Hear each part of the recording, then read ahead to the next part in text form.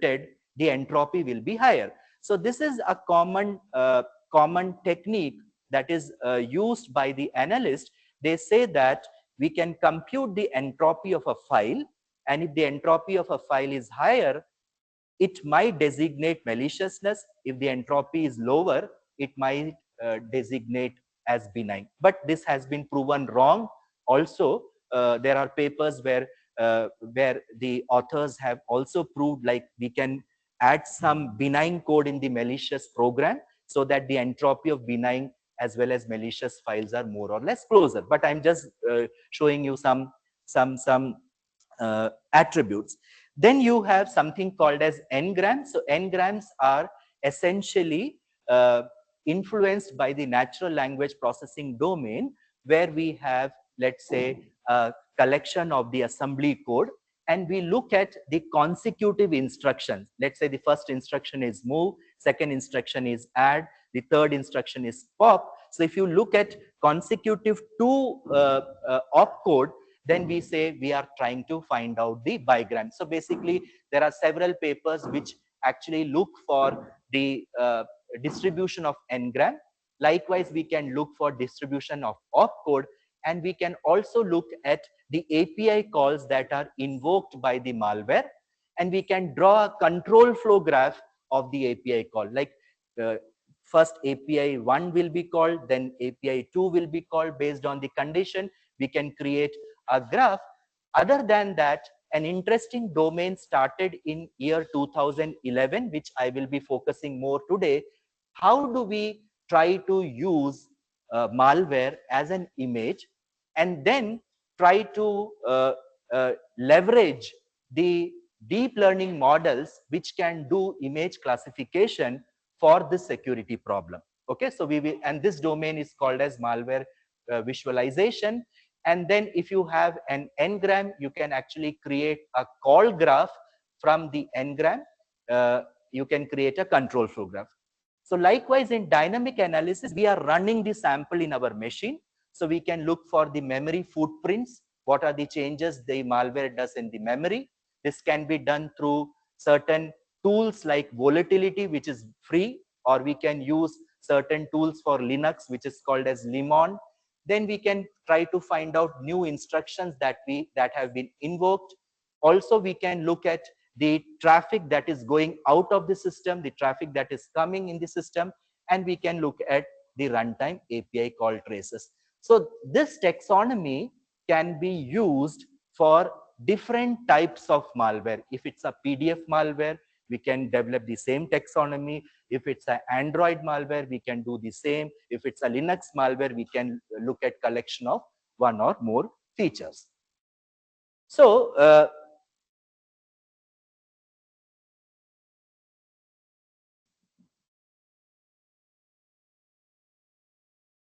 yeah. So I think it's I'll toggle, no problem. So this is an example, as you can see over here. Like when we try to open any malicious file in the disassembler, like disassemblers will try to generate the hexadecimal code or assembly code. So this is the hex code. So when you try to use any disassembler tool, you will get an assembly code like this, and we can actually extract this mnemonic part. So this is an example of one opcode, 1 gram. So where each opcode like push, move, and sub push are considered individually, and in the bracket you try to find out the frequency. So as you can see, push is called twice, so we have written 2, move is called once and is written once, and sub is written once. So we can also take the collection of them, so which means that you can actually try to draw a consecutive window. So you can consider push pop, then try to find out its frequency. You can look for move add, try to find out its frequency. So a window will contain 2 instructions at a time, and then you can actually look for higher engram. On the right hand side, you can see a call graph. So a call graph is actually a graph where a node is a mnemonic, and you try to find out the co-occurrence of the mnemonic. So the edge is basically the weights. So this is one of the feature that you can extract. So you can also yeah. So you can also have a call graph, something like this. You can see this red color icon is a subroutine, and this subroutine actually calls another subroutine. It calls a function. So you can do an analysis like this. So I'm not going into the detail. So I'm just giving you an example. And we are now going to talk on something called as malware visualization. And the first research paper published was in 2011 by a group from the Vision Lab and from the Natarajan's group. So in this, you just take an executable and you try to represent an executable as an image. When I say an image, the image could be a grayscale image, an image could be a RGB image, an image could be like a QR code, an image could be, let's say, a Hilbert curve, an image could be an entropy graph. So there are several studies that has been done, and we recently published one survey in Computer Science and Review where we analyzed 5 years study on different malware visualization technique, which will try to give some notion about it. So this is a wonderful paper to read.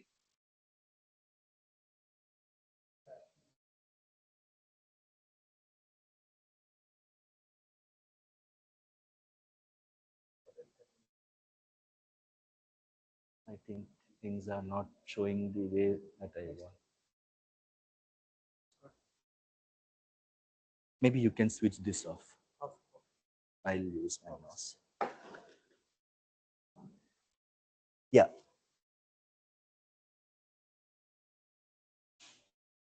Yeah. So what is malware visualization? So in malware visualization, what we try to do, we take the malware binaries and we represent the malware binaries in the long strings of zeros and ones.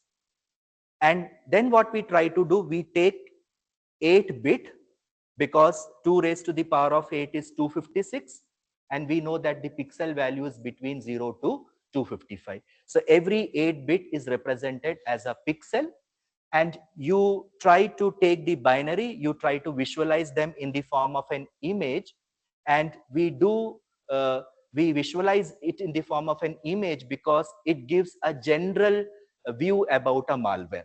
Okay, so we can look at some conserved region in the malicious code, and if there is a small change in the malicious code, it can be actually understood. And it is relatively used because one need not have to do critical analysis for reverse engineering the malicious code. You just use the malicious binary, use some hex editing tool, generate some hexadecimal code, convert it into binary, then you make the image. So what is this malware visualization looking like? So we start with something called as malware binary, okay, which is an executable, and you try to convert them into a long strings of zeros and ones. As I said, you read every 8-bit, and this 8-bit is converted into a form of a pixel. Eventually, what you try to do, you generate the image like this. So the beauty of this, I think there is an issue with the net, I think. No problem, I'll continue. So the thing is, like, if you look at the top portion of this image, you see some shape, right? Which is a shape of a crab.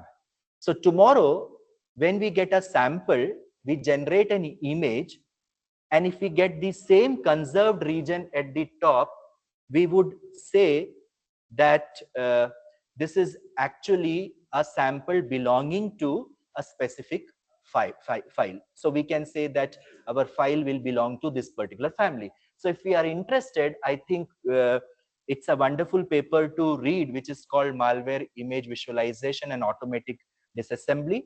It has got several citations. To begin with, this is a very good paper.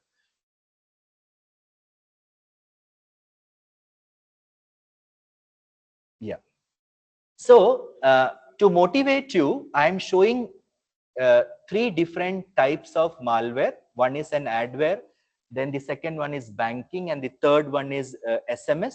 So as you can see at the top, the adware family, there are certain bands, okay, which are conserved.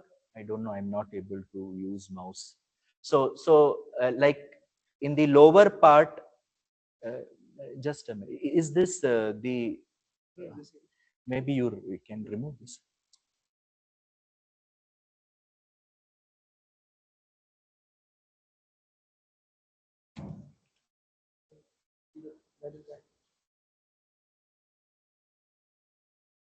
My I don't know what is. It's not working.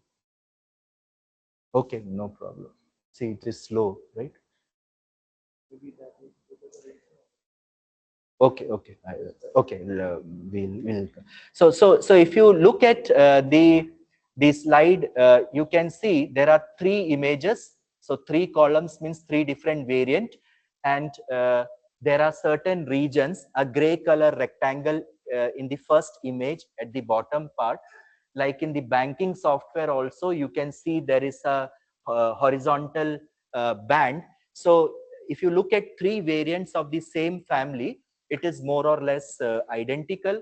So it means that all these three malware belong to the same family. So if let's say we get a new banking malware and it is having a stripe, so we will say that it belongs to banking because there is a visual similarity. Okay, so this is the beauty of malware visualization. So then there are different types of features that can be extracted. So one of the type of feature that we can extract is called as an entropy graph. So what entropy graph means, you take the complete malware file which is disassembled, and you segment the malware file into some block. You define the block. Let's say a block contains 128 characters. You try to find out the entropy of the block. So this entropy will be a single value that you plot as one of the point on the line plot. So you can see a line plot on the right hand side. So you can use some Python library like Cborn or a matplotlib. You try to read every 128 block, try to find out the entropy, and you create a line graph and use this line graph in order to basically train a deep learning model for classification. So under a common assumption that a specific category of the malware will have a particular pattern of the line graph. So there is a visual similarity between the pattern of banking software or an SMS malware like this. So uh, once we have a malicious binary which is converted in the form of an image, we do the classical image analysis techniques over here. So we borrow the identical principle from the image analysis technique. So what we can do is we can try to understand the textures from the given image. And to summarize in a simplistic term, our interest is to find out some conserved pattern in the given image. And if we are able to find out that conserved pattern, we can somehow predict that a given sample belong to a specific type of a malware family. So our interest is to look at the repeated pattern. So there are a couple of work that is done on some of the traditional technique, which is called as the local binary pattern. So in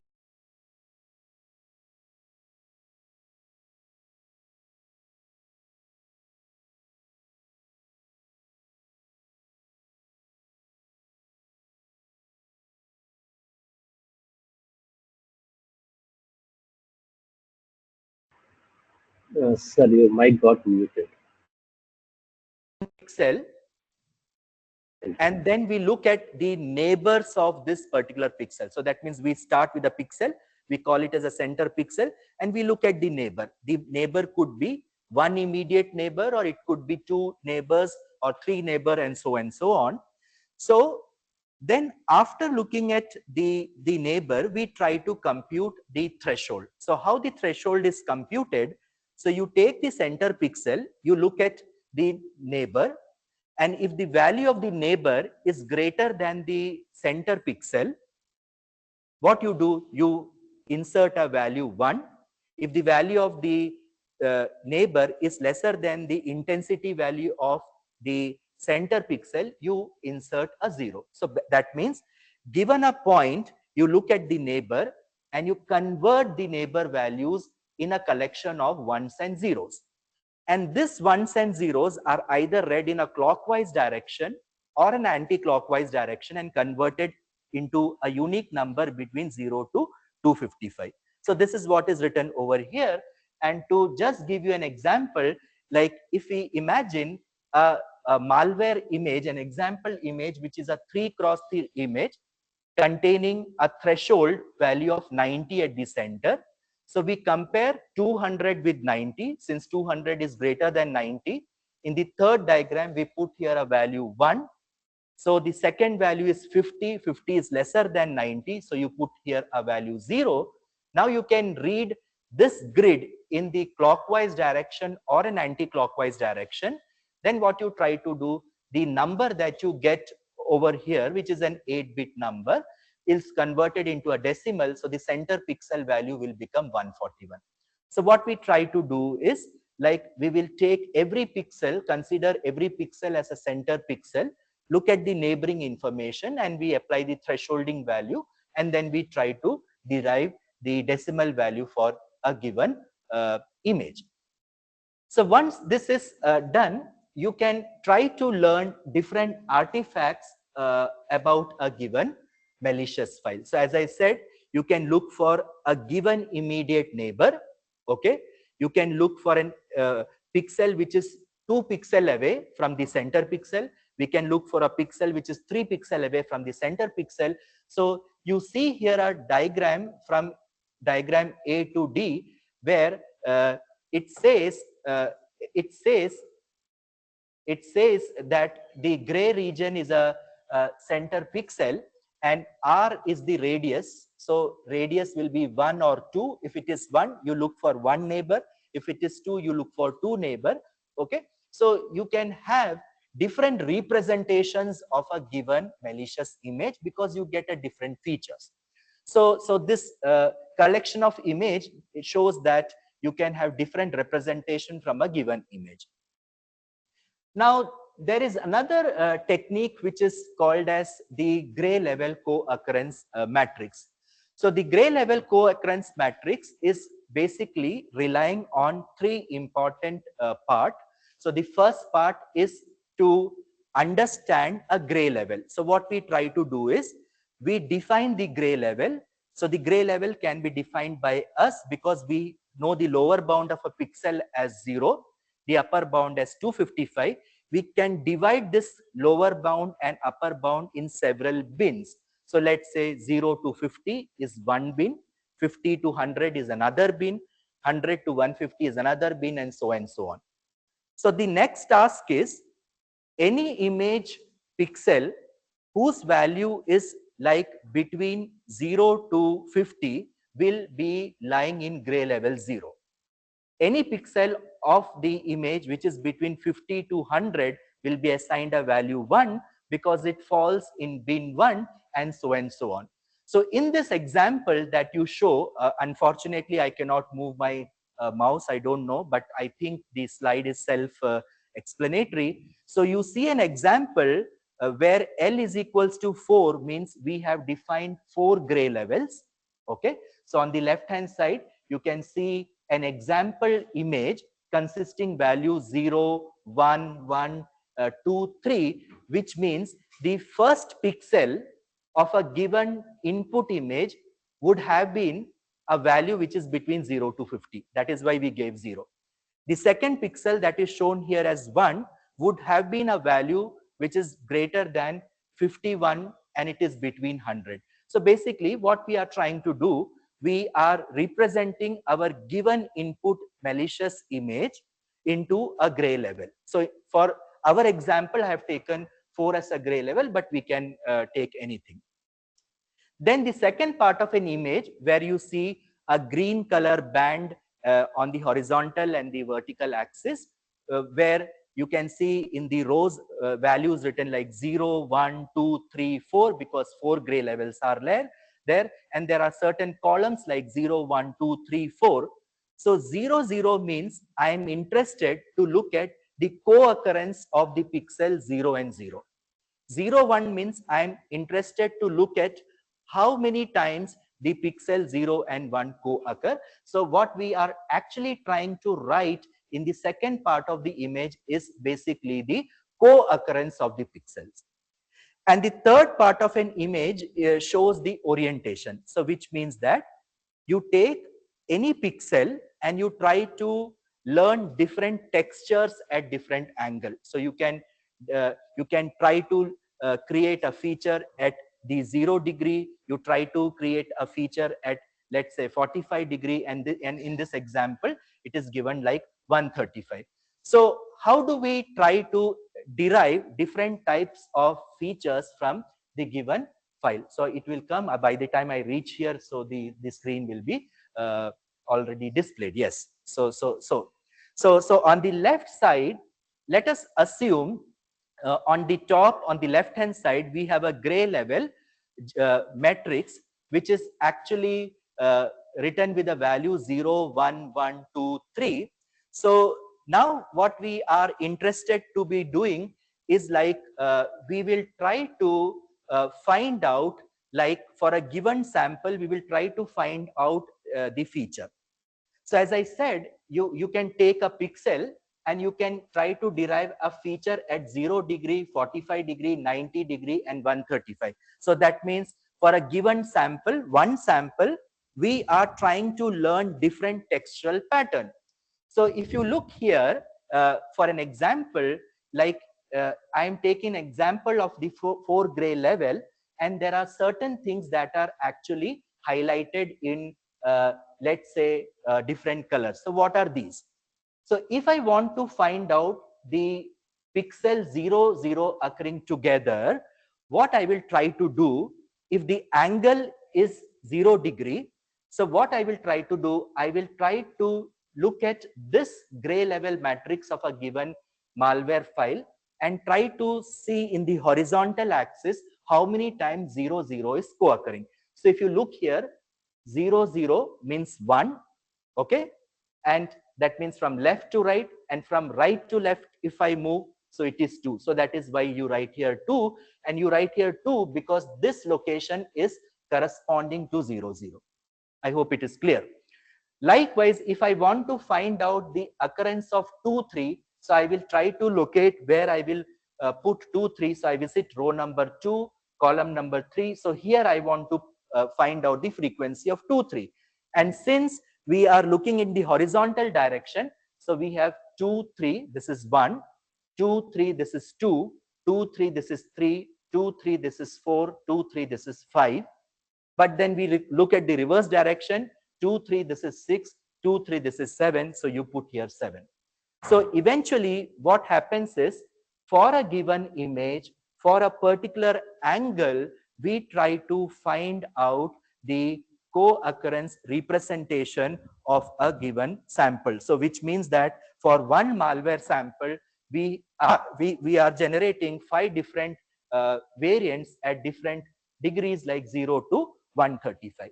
So after doing this, we can try to learn different types of features. So what happened is, we started with the malware file. We created an image of a malware file. Then we use the GLCM. So we have several GLCM matrix at 0 degree, 45 degree, 90 degree, 135. So this means that each of this particular GLCM matrix is now represented in a tabular manner for supervised learning. So for 0 degree, we collect some features. For 45 degree, we collect some features. Likewise, for 135 degree, we collect some features. So the row in the last table actually shows a sample. So if you are having 100 rows, it means you have 100 sample. And since we are solving a binary class problem, for an example, if you see on the last column y is equals to 1 written, it means it is a malware. And if it is 0, it means it is a benign. But now the unknown thing is, like, from an image, what type of statistical features we could extract. So I will quickly show you, like, these are the different features that we can extract, and more details on these features can be actually referred in the Python library called as scikit image or sk image.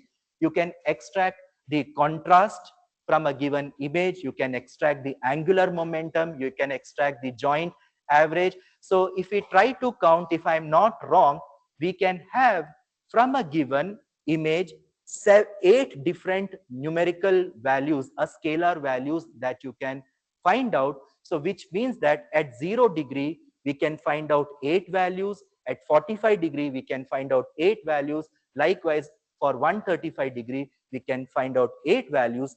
And then we can use our classical machine learning models like support vector machine or naive Bayes or logistic regression, whatever, or deep learning models in order to classify a given sample into malware and benign. So this is basically the classical approach. One more thing I would like to summarize, then we move to the quantum part.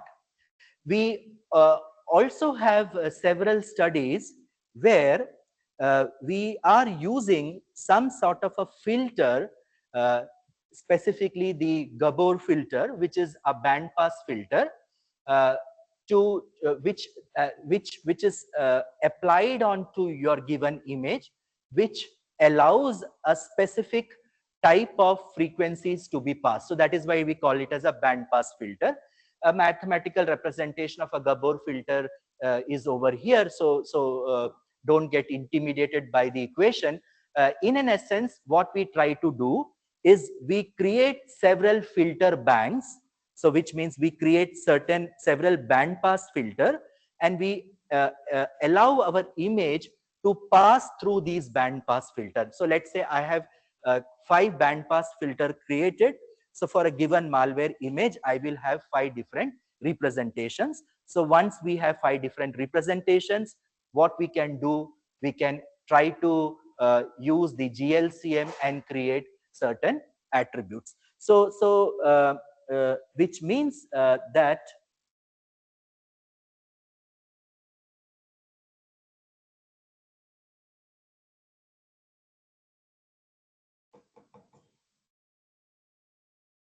yeah. So the entire pipeline is like, we start with a collection of executables. Then every executable is converted into a specific type of image. For our example, we take grayscale, but it could be anything. So let's say 5 executable, 5 image. Then what you do, we define several Gabor filters. So let's say we define three filters. So for a given image, we get 3 different variants. So the vertical line at the top shows on the right region, shows the filtered image. Now you take this filtered image, uh, give it to the model. The model is trained. You take the test sample. From the test sample, you generate the image, pass the images through the filter bank. You get the numerical vectors, and then you do the prediction. So this is the normal way of using the machine learning models. So finally, to talk about today's lecture, one last example I will try to give you in terms of the deep learning model. What we try to do is we take the large collection of malware samples at the top. You can see that there are 2 drum. On the left hand side, it is malware executables. On the right hand side, it is benign executable. What we try to do, we convert these executables in the form of an image, which is shown on the right hand side. So you can actually create a grayscale image, which is shown at the top in the center. Then you can actually create an RGB image. You can create different sort of an image that I was talking, and each image is then presented to the deep learning algorithm like convolution neural network, and these convolution neural network will try to learn interesting artifacts for the given image. And then when you have the test sample, convert that executable into the image, pass it through the CNN. The CNN should be able to classify a given sample as malicious or legitimate. So this is a general architecture if we want to use the CNN models, and these are predominantly used by several people. And there was one wonderful paper from the group of Intel and Microsoft. The name of the paper is called as Stamina, where they tried using visual artifacts for malware detection, where they studied the classification performance of networks like RESTnet, DenseNet, EfficientNet, and so on. So to just do a one-on-one, maybe all of you know, but a very layman's example, like the convolution neural network basically contains two important operators. And these two important operators actually does three important functions. So the first one is called as a convolution operation. So the convolution operation, what it tries to do is it takes a convolution filter and it tries to superimpose on a given region of image and performs certain operation to find out a numerical value, which is basically an extraction of feature. So basically your filter can be a vertical edge filter, a horizontal edge filter. So you try to learn different artifacts from the given image. So the convolution operation in a simplistic term is nothing but it is doing a feature extraction. After convolution, you can do a pooling. A very simple example to understand is like you can do a max pooling. So it will try to propagate the valuable information into the subsequent stage. And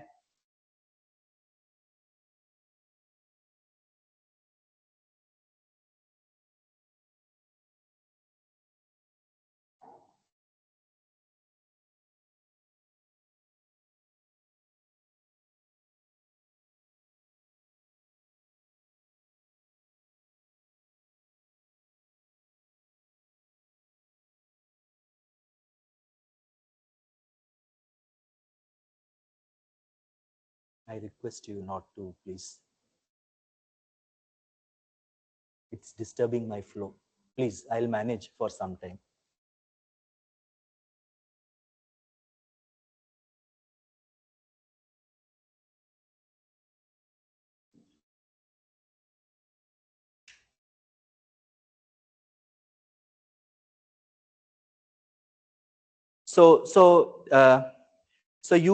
We have a series of convolution and max pool. So as you can see, the blue rectangle is a convolution, which is a feature extraction. Then you do a max pooling, which will try to propagate or forward important information. Then you can have another convolution and max pool.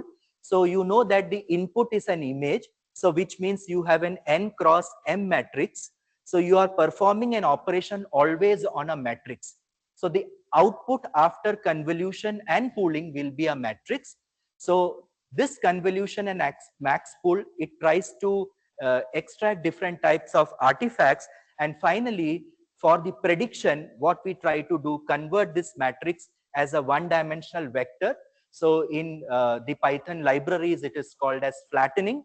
So once you do the flattening, you present it to the multi-level perceptron or a dense model. And then if suppose we have a 4-class problem in the output layer, we will be having 4 neurons. It will classify a given image into the respective family based on the probability of the neuron. So it's a, if the first neuron is having the largest probability, it will belong to class 1. If the second neuron is having the largest probability, it will belong to class 2, and so on. So uh, what does this convolution and max pool offer us? So basically, the convolution neural network essentially give us three important signals. So the convolution operation in particular, according to property number 1, uh, uh, basically tells us that a pattern in a given image is not stationary. It is basically moving. So for an example, uh, to tell you is like if you take my picture, I'm standing, my head is at the top and the body is at the bottom, and you try to train a classifier which will classify uh, uh, input image as Vinod and non-Vinod, something like that. So based on the visual artifact of my face, like the contour of my nose or my lips or my face, uh, it should be able to discriminate a given image as Vinod or something else. So if you flip my image, so that means you turn the image, and if our CNN is learning the face, uh, now the leg has gone up and the face has gone down, it should be still able to detect. So the property number 1 says that the important pattern of a given image, which is my head, is basically smaller than the complete image, right? So that is property number 1, which convolution operation should be able to fetch. I will show you how it will fetch. The second property is that the same pattern is not stationary, it is moving. A simple example, a bird which is sitting on the table, I take a camera, I take a picture of a bird, and I want to create a machine learning model to classify the bird by seeing the beak of the bird. So if I take a picture from here, the beak of the bird will be actually more pronounced in the image, right, compared to the background. But imagine that the bird is sitting on the tree and I am standing here. I get the surrounding image of a tree, the building. The bird will be small, the beak will be small. So maybe if you, what I'm trying to tell is like, if you look in the first case, the beak will be somewhere at the center. In the second case, the beak will be at the top. So this is something interesting, that the convolution operation should be able to locate the pattern. So that is somehow it is called as the spatial invariant architecture. So the third important property is coming from the max pooling layer. So the max pooling layer will, which says that if you take the output from the convolution and you take a subset of pixel value, it does not change the property of the image. So that means the max pool or the pooling should try to take forward something that is essential and leaving back something that is not important, right? So that is the property of max pool. So we, in general, we say that a CNN is essentially a spatial invariant network. So what is a convolution operation? So the convolution operation assumes a filter which you see on the right hand side at the top. This filter is having certain values. Some random values are written here, 1 and -1. This value is actually, this filter is superimposed on our given malware image, a 6 by 6 image that is shown in the slide with several zeros and ones. So you should just imagine this region where my mouse is hovering. I don't know whether you are able to see. So basically what happens is the value 1 in the image is multiplied by the value 1 in the filter, plus the value 0 in the image is multiplied by -1 in the filter, plus the value 0 in the image is multiplied by -1 in the filter. So basically you try to multiply and sum 9 different values, and the output that you get is, let's say, 3, right? It is basically uh, W weight multiplied by input in the neuron.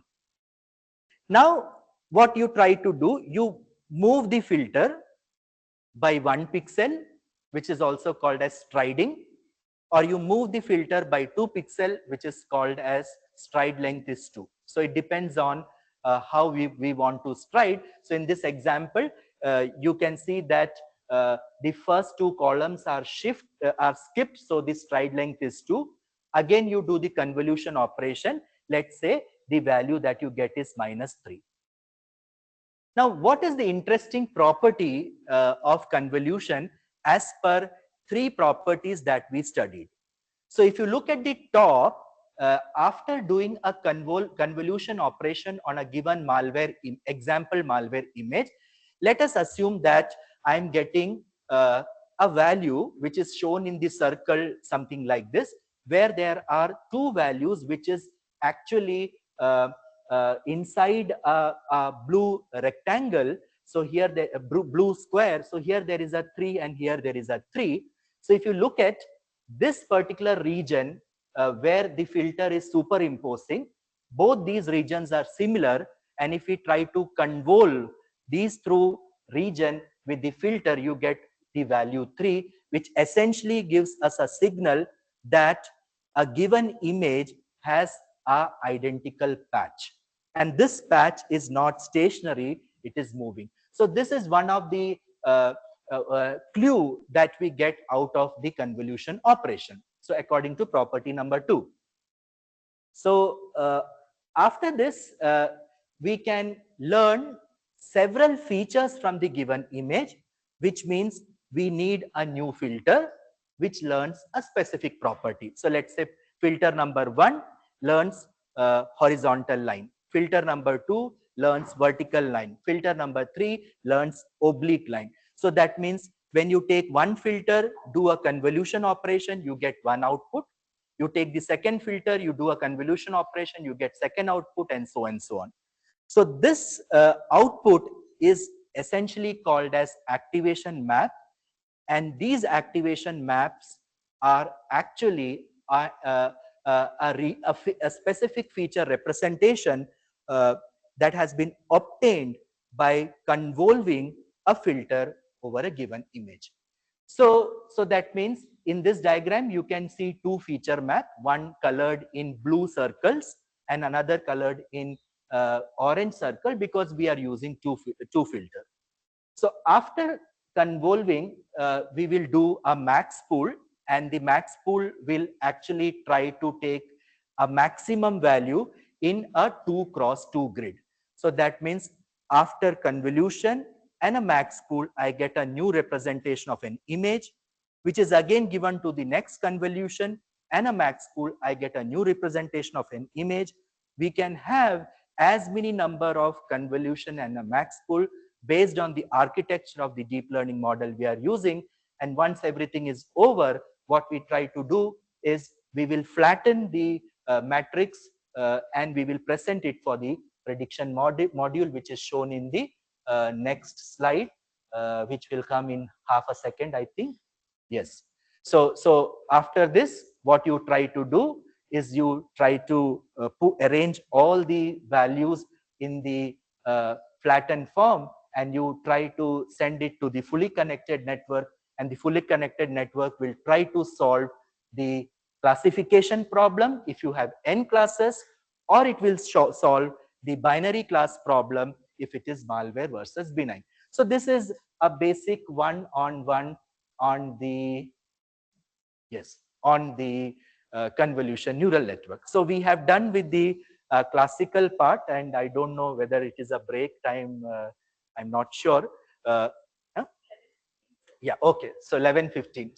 So now keeping this in the mind, so to summarize, what we learned until now is we appreciated the fact like how we can use malware, convert them as image, and you leverage the potential of basically the deep learning or machine learning models in order to classify a given sample as malicious or benign, or to take a sample and say whether it is virus, whether it is Trojan, whether it is spyware. So it's a multi-class problem.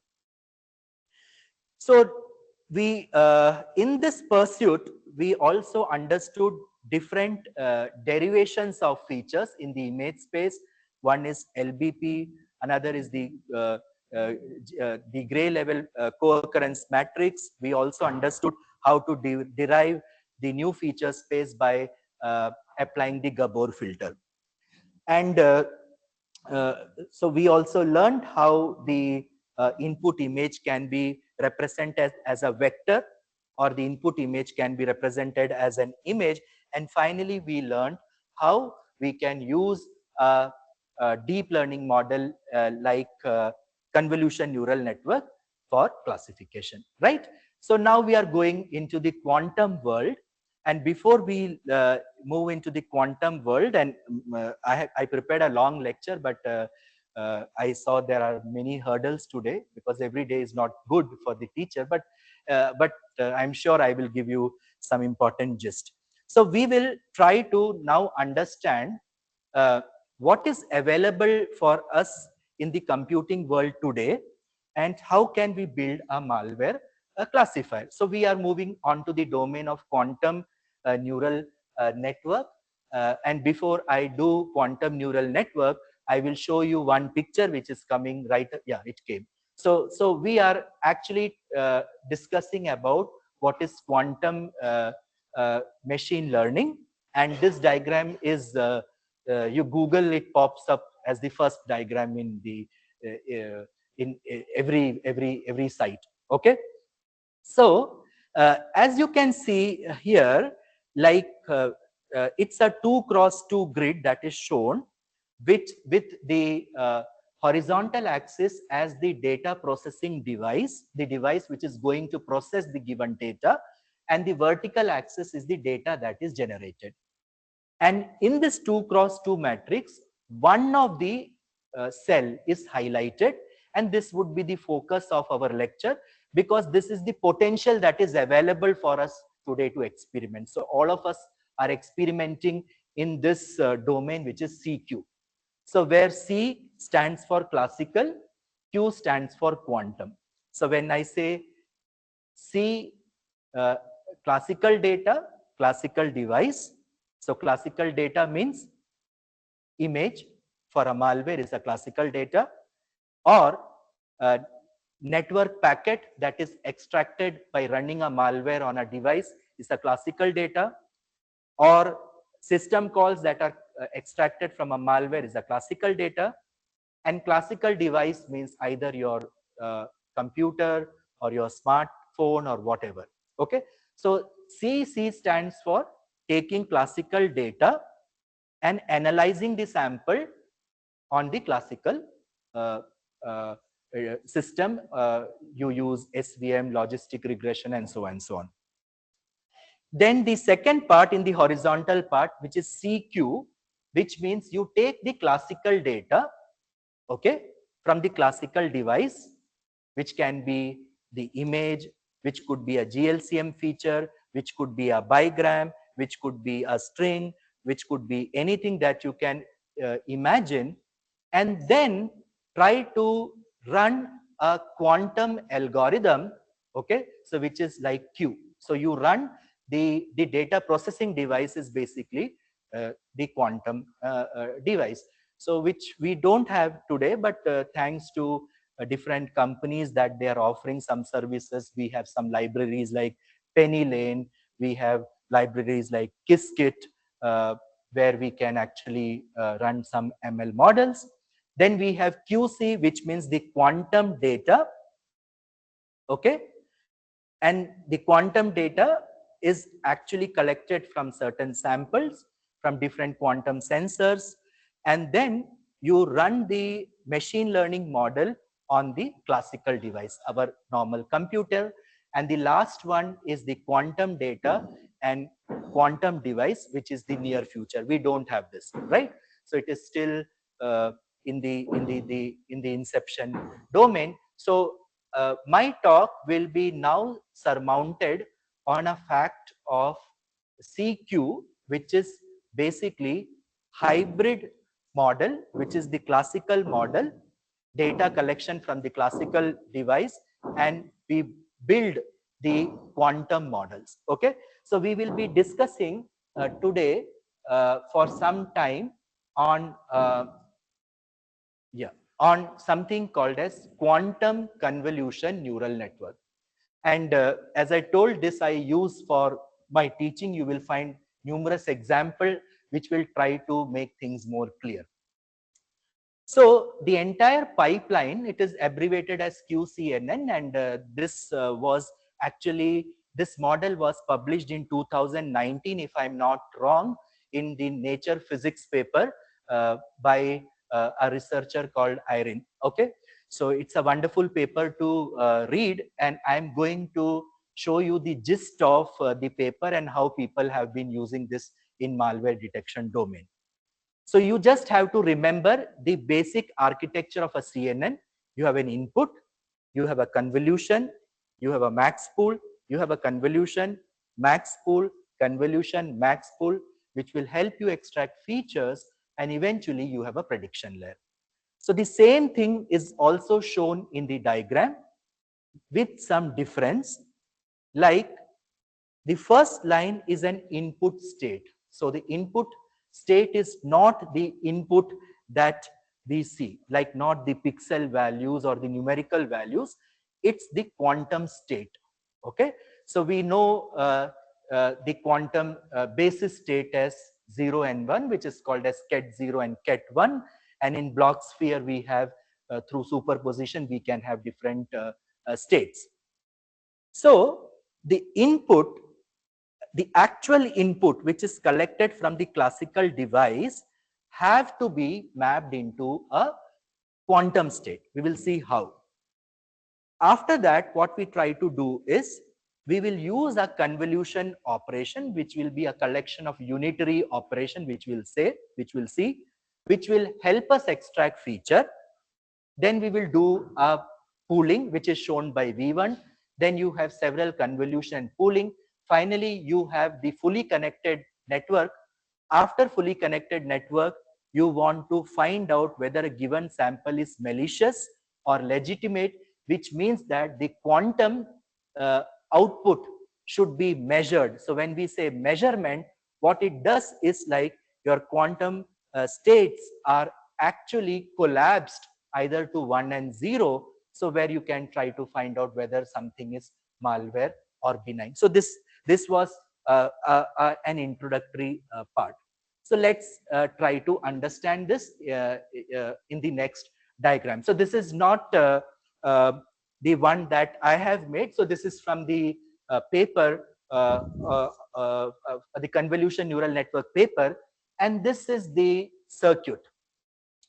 So what is a quantum circuit? A quantum circuit is basically a collection of the quantum gates, and these quantum gates are parameterized.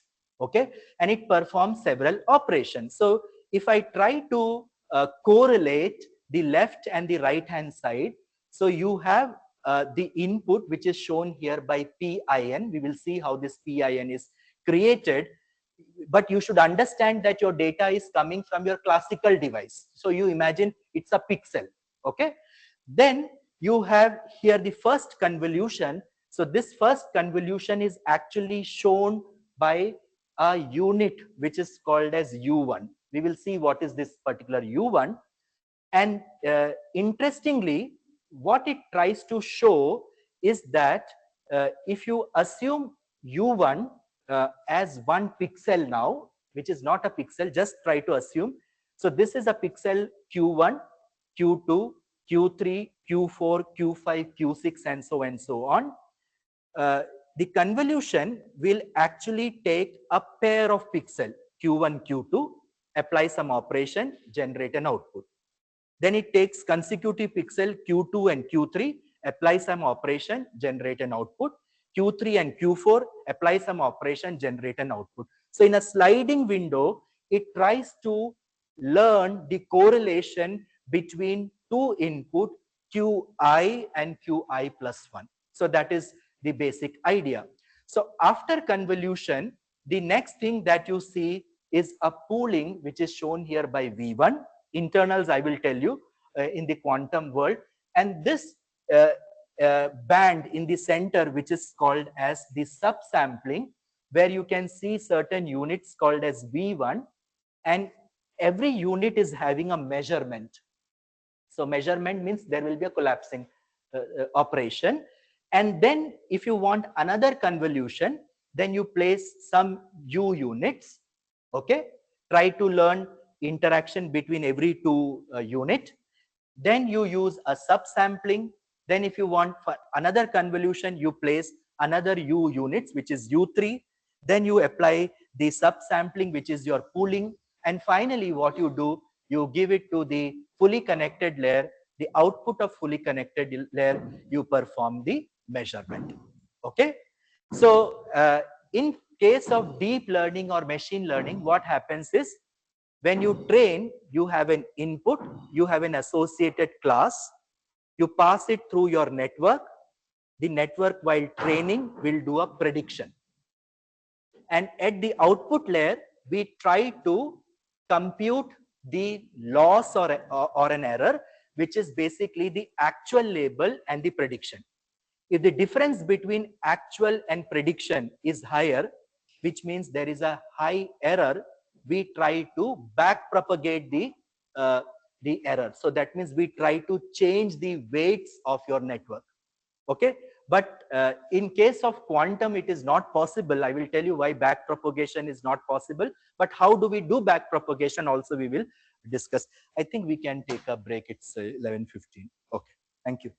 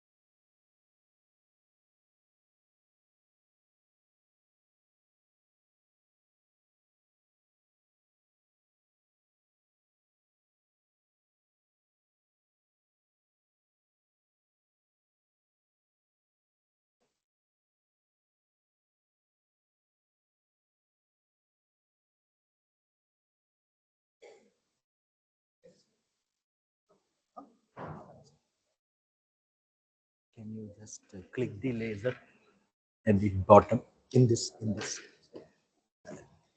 bottom side? Yeah. No, let the laser. For second. This one? Yes. Okay. Now you can leave. Yeah. Okay. Thank you. Thank you. Okay.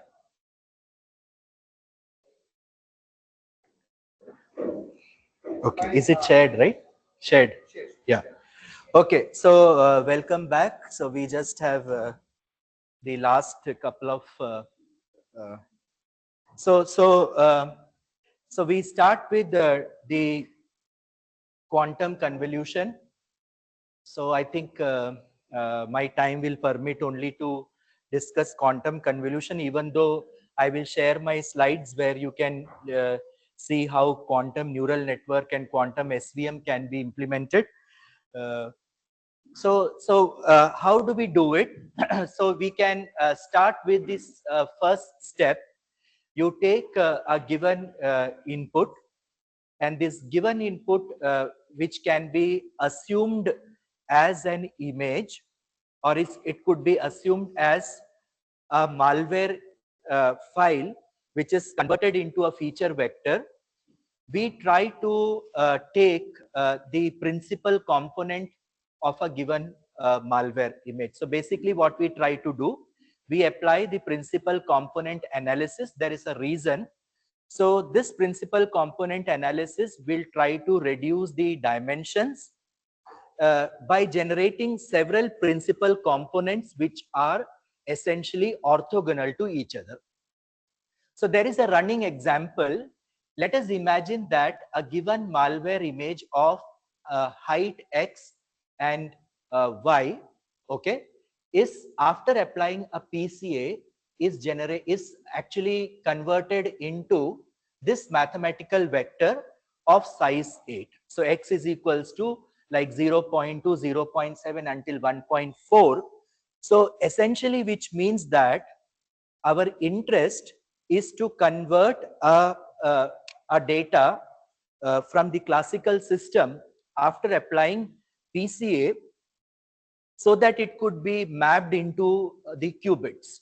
So here, this information that we see over here will be transformed into qubits. So since the size of the vector is 8, so this becomes 8 qubits. So what we try to do is like we start with the initial state. So here this is an initial state. So since we had a vector that you saw in the previous slide with some floating point values with 8 as the length, then our initial state is a collection of zeros inside. It's a vector, a ket with collection of zeros. So here we are having 8 different zeros, right? So now through this, we will create an initial state, and this initial state is actually created by applying the rotation on the given input. And we use, since we are using individual qubit at one time, I will use the rotation gate. Sometimes I will not go back to the very basics of quantum, assuming we have some level of understanding in quantum, but when it becomes a bit tedious, then I will go back. So what we do here is we try to use the rotation gate where the angle in radians is the values that we have got from the previous slide, which is 0.2 or 0.7, which I don't remember. So which means we apply the angle encoding with the rotation y, and the angle over here is the value that you got from the previous slide. So the first value was 0.2. So which means the output of the rotation y is equals to alpha ket 0 plus beta ket 1.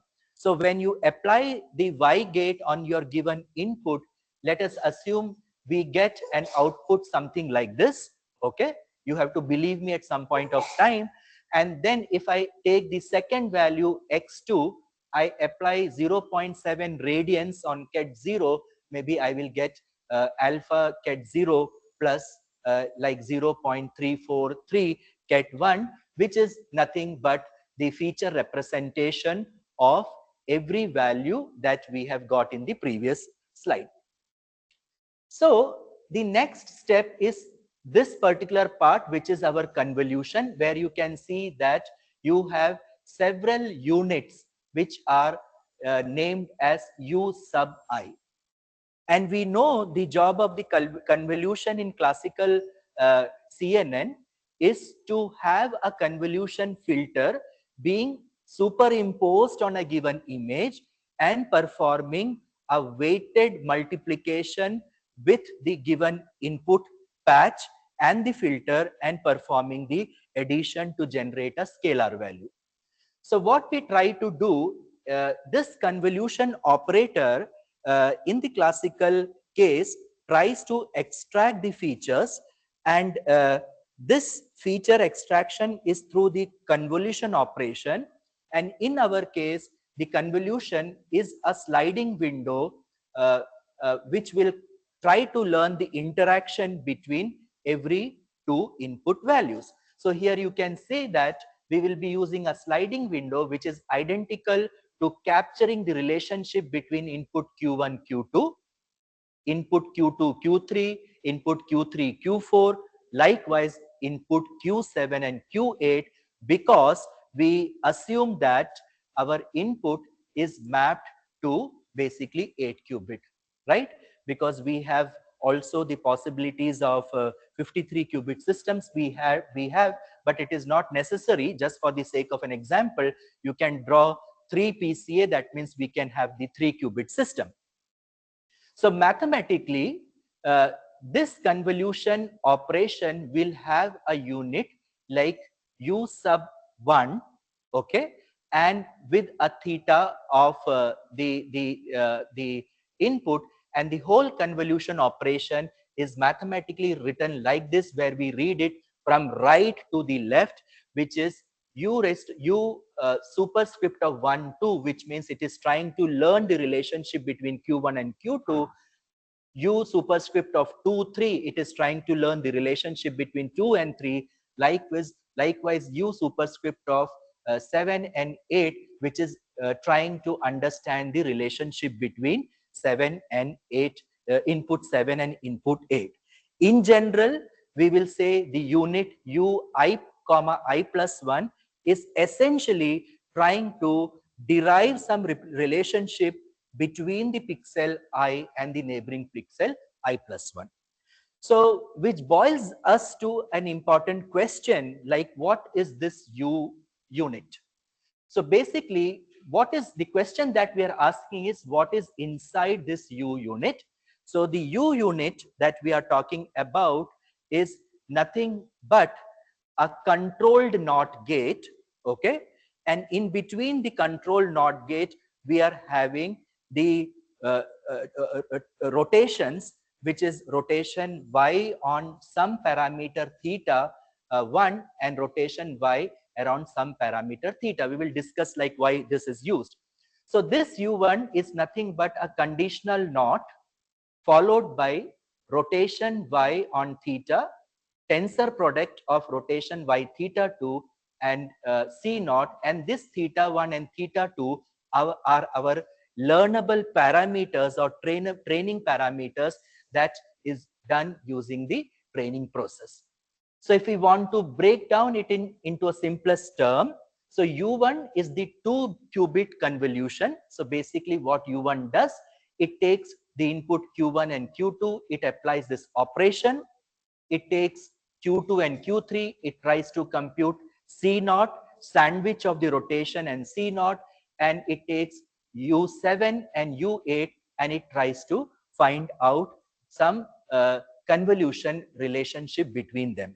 So in general, the U1 module is nothing but C naught, then the rotation about the y-axis on the alpha as an angle, tensor product of the rotation about y-axis on the angle beta, and the multiplication with C naught where alpha and beta are the trainable parameters during the training process. So this is the training parameters. So as in the classical convolution, so you saw the convolution filter had a value 1, -1, -1, -1, 1, 1, something, that is a 3 cross 3 grid.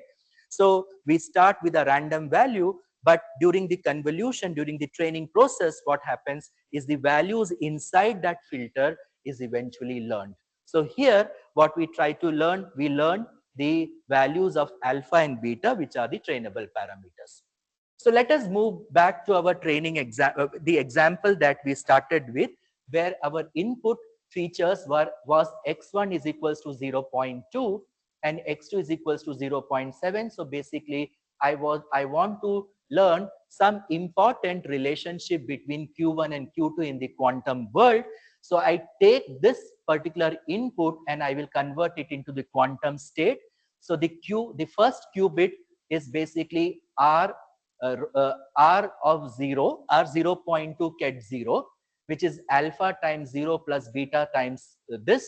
And then you take ket Q2, which is like using 0.7 as an input, and we will get this as an output. So eventually, the combined state after the tensor product, so that means the combination of Q1 and Q2 is nothing but it is represented as the tensor product of Q1 and Q2, which means that you take this particular thing and you multiply with this. So essentially, in algebraic terms, we can imagine that you have a term A plus B multiplied by the term C plus D. So you take A, multiply by C plus D, which is AC and AD. You take B, you multiply BC and BD. So the same operation is shown over here. So as you can see, I have taken the first part, tensor product of the second part, that means 0.995, okay, with this 0.935. So this gives you 0.995 multiplied by 0.939, get 00. So basically what will happen now is like you have 2 qubit system. So you have 4 output, 2 raised to the power of 2. So your Q1, Q2 is basically 0.935 ket 00 until 0.034 ket 11. I hope this is clear. So like this we will do for Q2, Q3, Q3, Q4 until Q7, Q8. So once this is done, we start randomly with the trainable parameters. So I started randomly with alpha is equals to some value that came to my mind, which is 0.4, and beta is equals to 0.7. And then we will try to apply this unit, the convolution, which is U1. And the formula of convolution is this, which means at the position of alpha, you substitute 0.4, and at the position of beta, you will substitute 0.9. So after the convolution, we generate one output, which is nothing but U followed by ket Q1, Q2. So basically what we try to do is we read this equation from right towards left. So that means we should have already calculated the tensor product of the qubit Q1 and Q2, which you have seen in the previous slide, right? So we saw in the previous slide how we can calculate the tensor product. Okay, so this is calculated. Now we will start from here, which is the conditional NOT. Okay, so we take this conditional NOT, and this conditional NOT basically has two bits. The first one is the control bit and the second one is the target. If the control bit is 0, then the target remains the same. So that means if it is 0, 0, the output will be 0, 0. If it is 0, 1, the output will be 0, 1. But if the first bit is 1, the second bit will be flipped. So 1, 0 becomes 1, 1. And you have 1, 1. So the first one is a control. The second one is basically the target. This one will be flipped to 0, right? So what we try to do over here, this was the input that we calculated. This is Q1, Q2. So now here we have to check where is the control bit. So this control bit 0, 0, this result is saved as it is. 0.31 ket 01, it is again saved as it is because the control bit is 0. But then the third one was 0.093 with the control bit as 1. So what you do, you change the second control bit. So that means it will become 0.093, get 1, 1, and this will become 1, 0. So after the C naught operation, we will get this. So we have computed C naught of ket Q1, Q2, and this will be the result. So once this is done, the next part that we have to solve is basically the rotation around the y-axis with the learnable parameter 0.4 and 0.9. So again, it's a tensor product. So we know the formula of the rotation, which is cos theta by 2 minus sin theta by 2, then sin theta by 2, cos theta by 2, and if alpha is equals to 0.4, you divide by 2, so you get this as a result. We try to find out the take these as the radian, we will get this as an output. Try to do the same thing with 0.9 as the angle, you get this. And then you try to perform the tensor product. So when you do a tensor product, you take 0.980, you try to multiply with this. So you get 4 different values over here. You take minus 0.199, you take the tensor product with this, you get 4 values. Eventually, you will get a 4 cross 4 output. So this gives us the values of values with the learnable parameters of alpha as 0.4 and rotation around 0.9. And finally, we have to do again a C naught. So what we try to do before that, we will multiply with this. You simply perform the matrix multiplication. You have the tensor product and you have the C naught ket Q1, Q2. So basically, when you try to multiply this row with the column, it gives you the first value, which is the first coefficient. You take the second row, again multiply with this column vector. So you will get 4 different values. So eventually you have this output, which we should partially remember 0.681 ket 00 until 0.239 ket 11. This we will do for every qubits that every states that we have taken, which is Q2, Q3, Q3, Q4 until Q7, Q8. So once this is done, we need to finally do a C naught. So we know what is a C naught. So wherever we have a 0, 0, since the first control bit is 0, we don't do any operation. So essentially what it means is, like, you take this coefficient or amplitude value 0.68, you take 0.680, 0.180, you multiply with the C naught gate, you will get this particular output. So the output of U1 will be something like this. So this, as I said, we will repeat for another input like Q2, Q3, and so on. So this is the basic output of the convolution operation. So once the convolution operation is done, the next thing that we do is called as the pooling. And in classical CNN, the pooling will take the output of the convolution, will superimpose a 2 cross 2 filter, and will extract the maximum value in this 2 cross 2 region, which is basically the max pooling. So how is this implemented? So in our diagram on the right hand side, you have some units which are labeled as V1 followed by a meter symbol, which means we are measuring the output. So this is also called as quantum pooling. So quantum pooling means that you need to keep one qubit and you remove another qubit. And we will see how this is done. And the question that we should ask now is, in classical CNN, we had a grid with 4 different values and we find out the maximum of these 4 values. Why we cannot repeat the same process in case of the quantum CNN that we are learning? The problem is the output that you got from a convolution operation by considering the input Q1, Q2 is actually a superposition of several qubits like 0.861 ket 00 until 0.121 ket 11. So which means that here you don't have any amplitude values where you can find out maximum. So you cannot do maximum of 0.681 comma 0.681 until 0.281. The reason is like, as soon as we try measuring the amplitude, there will be a collapsing, and when it collapses, it will basically destroy the state, because we cannot measure other than 0 and 1. So that is the basic problem. We cannot apply the max function as we were doing it. So what is the alternative? So I repeat, all these amplitude values, okay, you cannot actually take the maximum, because measuring amplitude will actually try to destroy the state.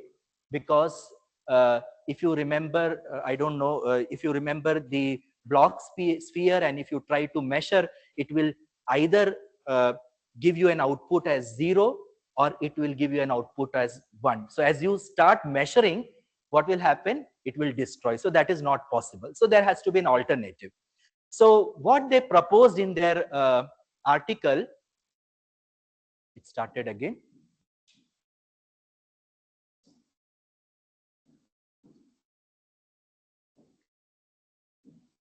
Yeah.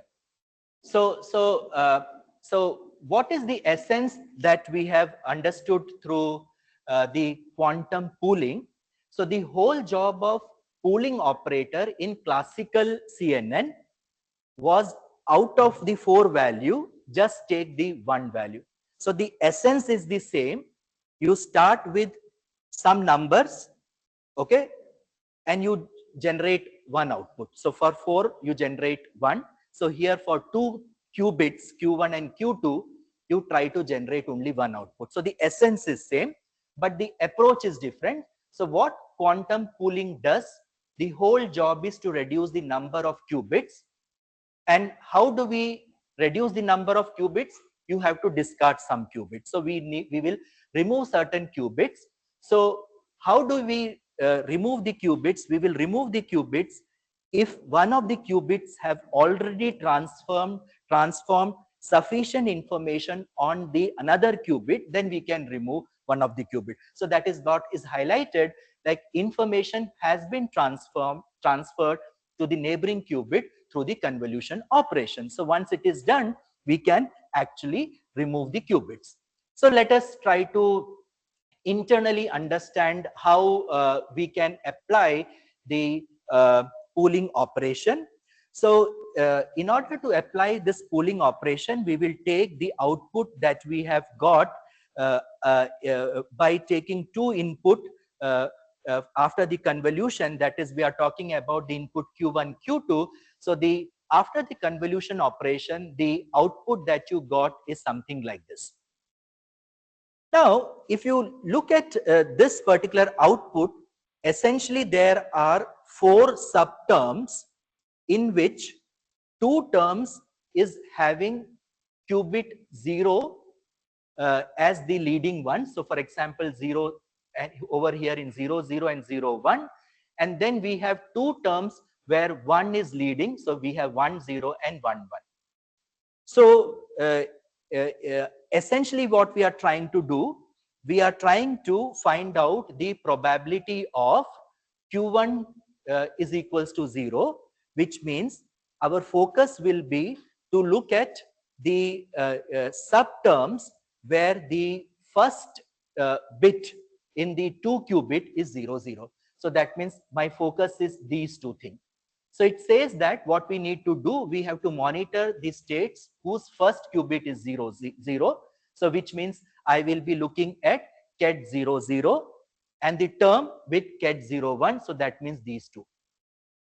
And if I need to compute probability, so we are saying that what is the probability that Q1 is equals to 0, which means I have 2 amplitude values. I will basically take the square of these, so which is like 0.681 the whole square, followed by 0.680 the whole square, which is like 0.92, which means that we have the probability of the Q1 being in state, Q1 being 0 is essentially 92.6. So Likewise, what we try to do, we look at the second term where we have 1, 0 and 1, 1. So which means I will go to the next one where Q1 is equals to 1. So we will monitor the sub term or sub expression where we are having ket 1, 0 and 1, 1. So our interest is to find out probability of this Q1 is equals to 0, which means I will take these two coefficients like 0.239 and 0.128, which is nothing but if you try to compute it, it is giving you 7.3 percentage. So the probability of Q1 is equals to 1 is 7.3.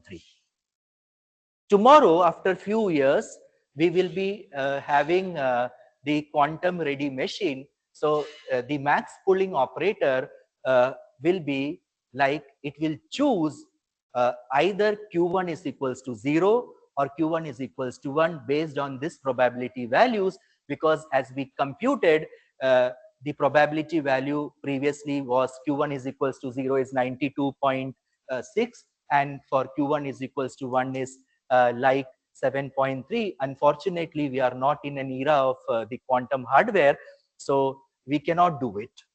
So what is the solution? So we cannot discard like this. So what is the solution? The solution is based on the mathematical principle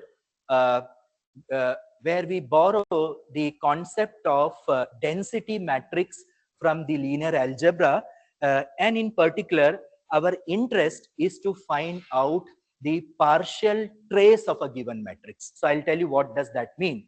I emphasize in the pooling, eventually, we are going to compute the density matrix, and in particular, we will be looking at the partial trace of a given matrix. Let's see how we do it. So as I said, the QCNN or quantum convolution neural network, it leverages density matrix, which is implemented by partial trace. So which means we will take the coefficient values and mathematically we are performing the product of a ket with a bra. So which means you have, let's say, an output as psi. You try to compute a density matrix M. So the formula is M is equals to ket psi multiplied by bra psi, right? So in our case, this is the output that you got through convolution. So we have essentially rho is equals to ket psi multiplied by bra psi. So you will take all these coefficients, you arrange them as a column vector, you take these coefficients, arrange as a row vector. Now, things are very, very interesting here. So the interest part is like, if you look at this 2-qubit system, so 2 raised to the power of 2, that means I will be having 4 different outputs, right? So the density matrix size is 2 raised to the power 2 multiplied by 2 raised to the power 2. I repeat, if you have two input, you have 2 raised to the power of 2 output levels. So the size of the density matrix is 2 raised to the power of 2 multiplied by 2 raised to the power 2. Or in general, if you have an n-qubit system, the density matrix is 2 raised to the power of n multiplied by 2 raised to the power of n.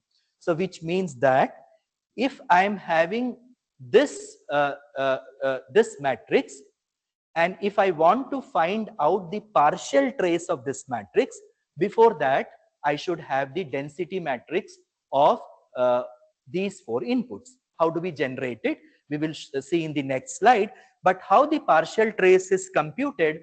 Partial trace is mathematically written like TR of rho, which is nothing but the partial trace is basically a square plus c square, ab plus cd, then ab plus cd, then you have b square plus d square. And if you look this diagram, you have 2 rows and 2 columns. So which means from 4 rows and 4 columns, you have converted into 2 rows and 2 columns, which means mathematically is it is 2 raised to the power 1 multiplied by 2 raised to the power 1. So that means we have reduced from 2-qubit system to 1-qubit system, so which is a form of a max pooling, right? So how do we do it? So we go to the next slide. So we take this, and this is just a running example. As I told you, I use this when I teach my PhD students. So the density matrix for n as the size of the qubit is 2 raised to the power of n, 2 raised to the power of n. Eventually, we will get this as an output. So which is basically 2 raised to the power 1 multiplied by 2 raised to the power 1. That means Q1, Q2 has been converged into Q2, right? So how do we do it? So we multiply each element to create a matrix 2 raised to the power of n, 2 raised to the power of n. So for this example, where we have the size of the matrix or as 4 cross 4, so basically what we try to do, we take 0.681 multiplied by 0.681, 0.681 multiplied by 0.680, 0.681 multiplied by 0.239, 0.681 multiplied by 0.128, you write the result here. Then you take 0.680, multiply 4 times, you create the next row. Then you take 0.239, multiply, perform 4 product, you do this. So this is the density matrix for your Q1, Q2 as the input, right?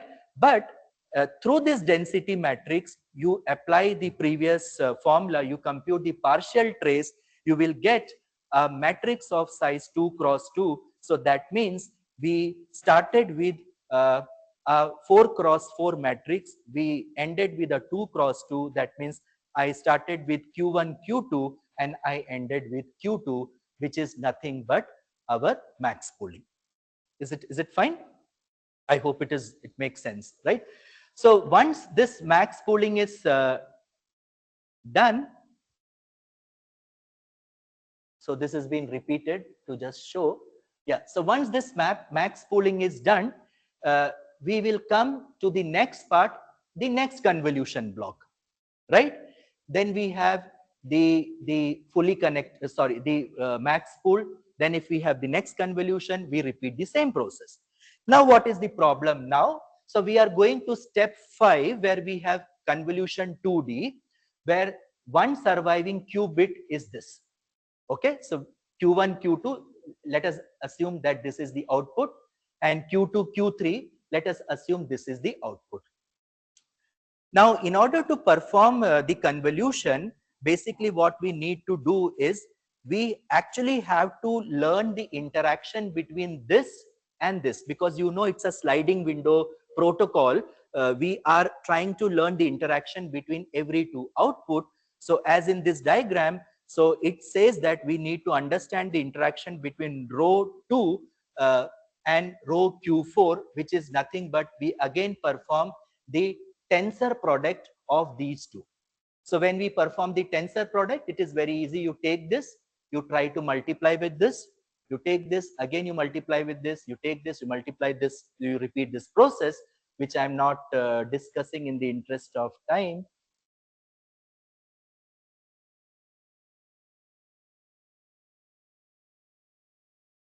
Yes. So after convolution, we basically will have the final row, and then we will try to perform the U2. So you know what is the U2. So we have the C0, then we have the tensor product of two rotation, and then C0. Then you will start assuming the new, basically new new parameter, which is like theta 3 and theta 4.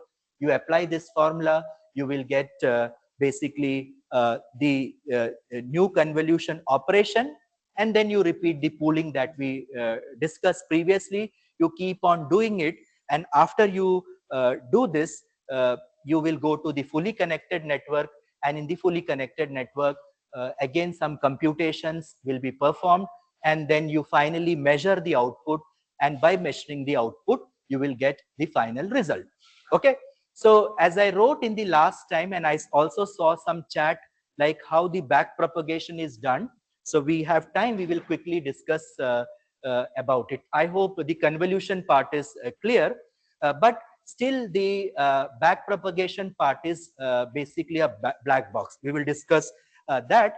So I actually try to discuss now the quantum neural network, because the fully connected network operation can be understood through the concept of the quantum neural network. So in this case, like we took an example of the malware data set, which is basically called as EMBER. It is the full form is Endgame Malware Benchmark for Research. And this data set have been created from a large collection of Windows malware. As you can say, 1.1 million malware samples were collected and several static features were extracted. So if we download this sample, we get several folders. In particular, you have a collection of legitimate files, which are called as benign. You have a collection of malware files, and there are certain files which are unlabeled, which we can use for the test purpose. And EMBER paper is like one of the most cited papers in the security domain, and people have been using them repeatedly today for benchmarking their results. So we have developed a quantum model from this. So to move to understand this, so the Windows executable file quickly, it is like if you talk about a 32-bit Windows file, a Windows executable file has got a header followed by the actual data part. So the header is like the DOS header, and we have the DOS tab. You can read what it is there. Then we have a signature of the file. Then there are certain headers like the PE header, which describe how the file will be laid out in the Windows operating system. Then we have the text section, we have the data section, we have the relocation section, and followed by we have several directories. So this is the general structure of Windows file. And if we are interested, we can also refer to the Microsoft documentation of the Windows portable executable. So the EMBER data set categorizes their features into 8 different groups. And I remember there is total 2000 plus, I don't remember the actual number, it will come maybe in the next slide, some 2000 plus features. And these features are basically extracted by parsing the executable through some tools, which is called as pefile.py. So in Python, there is a module called as pefile, which we can use in order to parse the Windows file. And then there are certain features that are extracted from the PE structure, and there are features which are independent of the PE file, like learning about the entropy of the bytes, and several things are there. So these are the features that are extracted. So we have the general file info, which contains the file size, import, exports. You have the header information, you have the import, you have the section. Okay, so these are the main features that are extracted, and eventually we have, let's say, 2351 dimensional vectors. So that means one file is represented by 2351 column. So which simple means that if I want to use the hybrid quantum network for malware classification, I should have a qubit system which is able to handle like 2000 plus value, which is basically not possible now. So the solution, as we do, is like we try to take this large vector and try to find out important features through the dimensionality reduction technique. So you can apply PCA and, let's say, learn 3 critical or 4 critical features. So what is the quantum neural network? So you need to remember now the diagram that I will be showing. This contains essentially three different regions. The first region is the classical region. So the classical region means you take the data, you try to use some classical networks like the CNN or your deep neural network, extract some features. Then if you look at the neural network, it has an input layer, it has a collection of hidden layer, then it has an output layer. So these hidden layers are essentially your quantum layers that we will see. So I repeat, we have the input layer, which comes from the classical part. Then we have a quantum layer, which is the hidden layer. And then you have the prediction layer, which is again the classical part. So the issue here is classical data should be converted into the quantum state, and quantum output of the quantum state should be again mapped to the classical part in order to generate the output. Okay, so that is what we will be looking here. So so this is what has been done. So I just take a very simple example, like if you, it is not necessary that you can use the malware problem, you can apply it in any problem. So here in this example, it is showing that you take an MNIST image, you give it to the classical feature extraction, then what you do, you go to the quantum layer where some rotations will be performed, then you perform the measurement. When you do a measurement, the state will be collapsed to 0 and 1, and then you will perform the classical prediction. Okay, so in summary, we have in the quantum neural network three different components. The first circuit is like your classical part from where we extract the feature. The second circuit is basically your hidden layer representation where you perform the quantum rotations and measurement. And then you have the classical circuit 2 where the measurements are converted into the prediction. So we will now see how we can implement this. So I take a very simple example from the image processing domain, but it can be simply applied to the 2000 vector size that you have, because 28 cross 28, if I remember, it is 784. Okay, so 784 vectors are there. So in our case, it is like 2351 size vector. So what you try to do is like you take a long vector and apply the dimensionality reduction technique, which is called as a principal component analysis.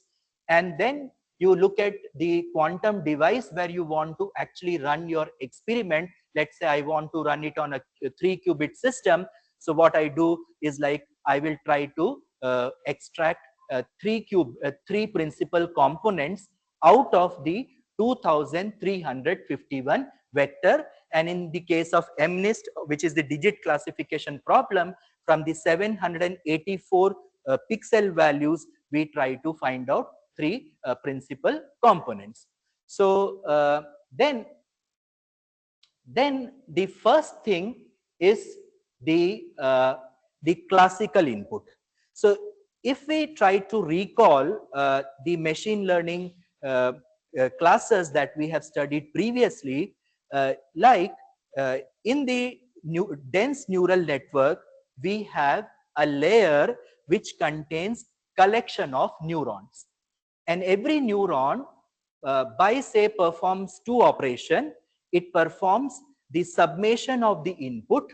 Okay, so it will take an input multiplied by the weight, so that means it will try to perform x w transpose dot x, or in the vectorial representation, or w dot x.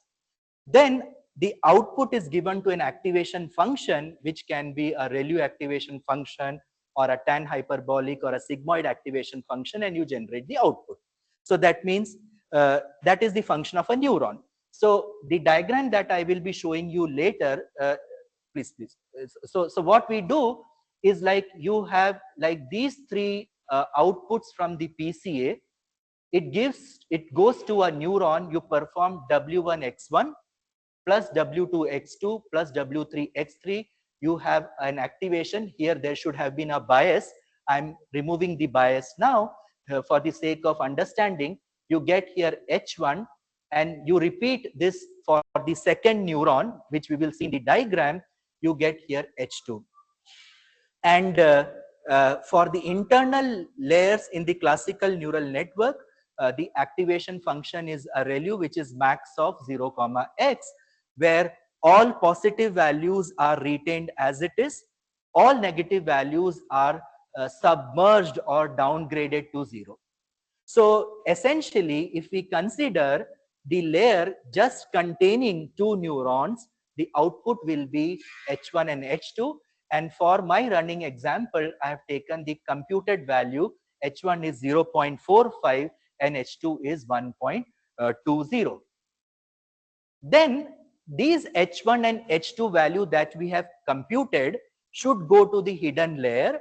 And for us, the hidden layer is implemented as a quantum layer, where we will try to perform the encoding of our given data through different rotation gates. And eventually you will measure the output so that it can be fed again to the classical circuit. So when we start, the initial state ket psi1 is 0 and ket psi2 is 0. So which means that the output that we computed previously, which is H1 and H2, will become as an input to the rotation gates. So that means H1 and H2 are our theta. So which means that you will perform basically for the first qubit rotation about rotation with angle H1 ket 0, and for the second qubit rotation with angle H2 with ket 1. So this means that we will be having a typical rotation of the given input in our block sphere. So specifically, we can perform the X or Y rotation. So yeah, so somebody who is a newbie, so the rotation about the z-axis is represented by this formula, which is also called as the Pauli X naught gate, or rotation about the y-axis is this. Already we have seen. So basically we will substitute here 0.45 and we will substitute 1.2. So basically what we get is ket y3 will give us alpha ket 0 plus beta ket 1, which is basically cos of h1 by 2 ket 0 plus sine of h1 by 2 ket 1, and y4 we will get like this. So which means that when we substitute, when we try to solve this, we will get the value of y3 as like superposition of two states 0 and 1, which is 0.975 ket 0 plus 0.223 ket 1. We can repeat this for y4, and for y4 we will get these values. So what is the essence? The essence is the input data that was H1 and H2 that we computed is actually transformed into the quantum state, which are represented by ket psi y3 and psi y4. So this means the classical features are encoded into the quantum state. I hope this is fine until now. So then what we try to do is, like, after after extracting certain features from the input layer, the next thing that we need to do is we again have to pass this output to basically the classical layer. But now the problem is, like, these states are appearing in superposition. So what we need to do, we have to perform the quantum measurement. And if you perform the quantum measurement, what will happen? The state will be collapsing either to 0 and 1. And pictorially, the quantum measurement is like a meter. So you have a meter sign, which you will see later. And the quantum measurement is basically done or ascertained using the Pauli Z operator, which we will see later. So which means that what is Pauli Z? You have ket 0, which is left unchanged, but if there is 1, you basically flip the bits. So the Z is like 1, 0 and 0 minus 1. So what you try to do, when you try to measure, you try to find out the expectation value. And when we try to find out the expectation value through the application of the poly X gate, an entire result will be mapped into a lower bound of -1 to +1. So which means your superimposition has been now converted into this, and the formula is like you can use the operation psi3, the poly Z psi3, and since you have an H4 also, this you apply. So which means you will now get two more outputs from which is like for psi3 you will get H3, for psi4 you will get H4 after measurement. So these are nothing but your hidden feature, and these hidden feature can be given to the next classical stage. So this is just an example. So basically what we try to do, we read from right to left, and psi3 formula is this that we have seen. You take the basis state as 1 and 0, so you compute psi3, which is cos h1 by 2 sin h1 by 2, and you basically apply the poly h gate. So that means from psi3 you go to Z, you multiply this, you will get this as an output. Again you try to take the matrix multiplication with psi3.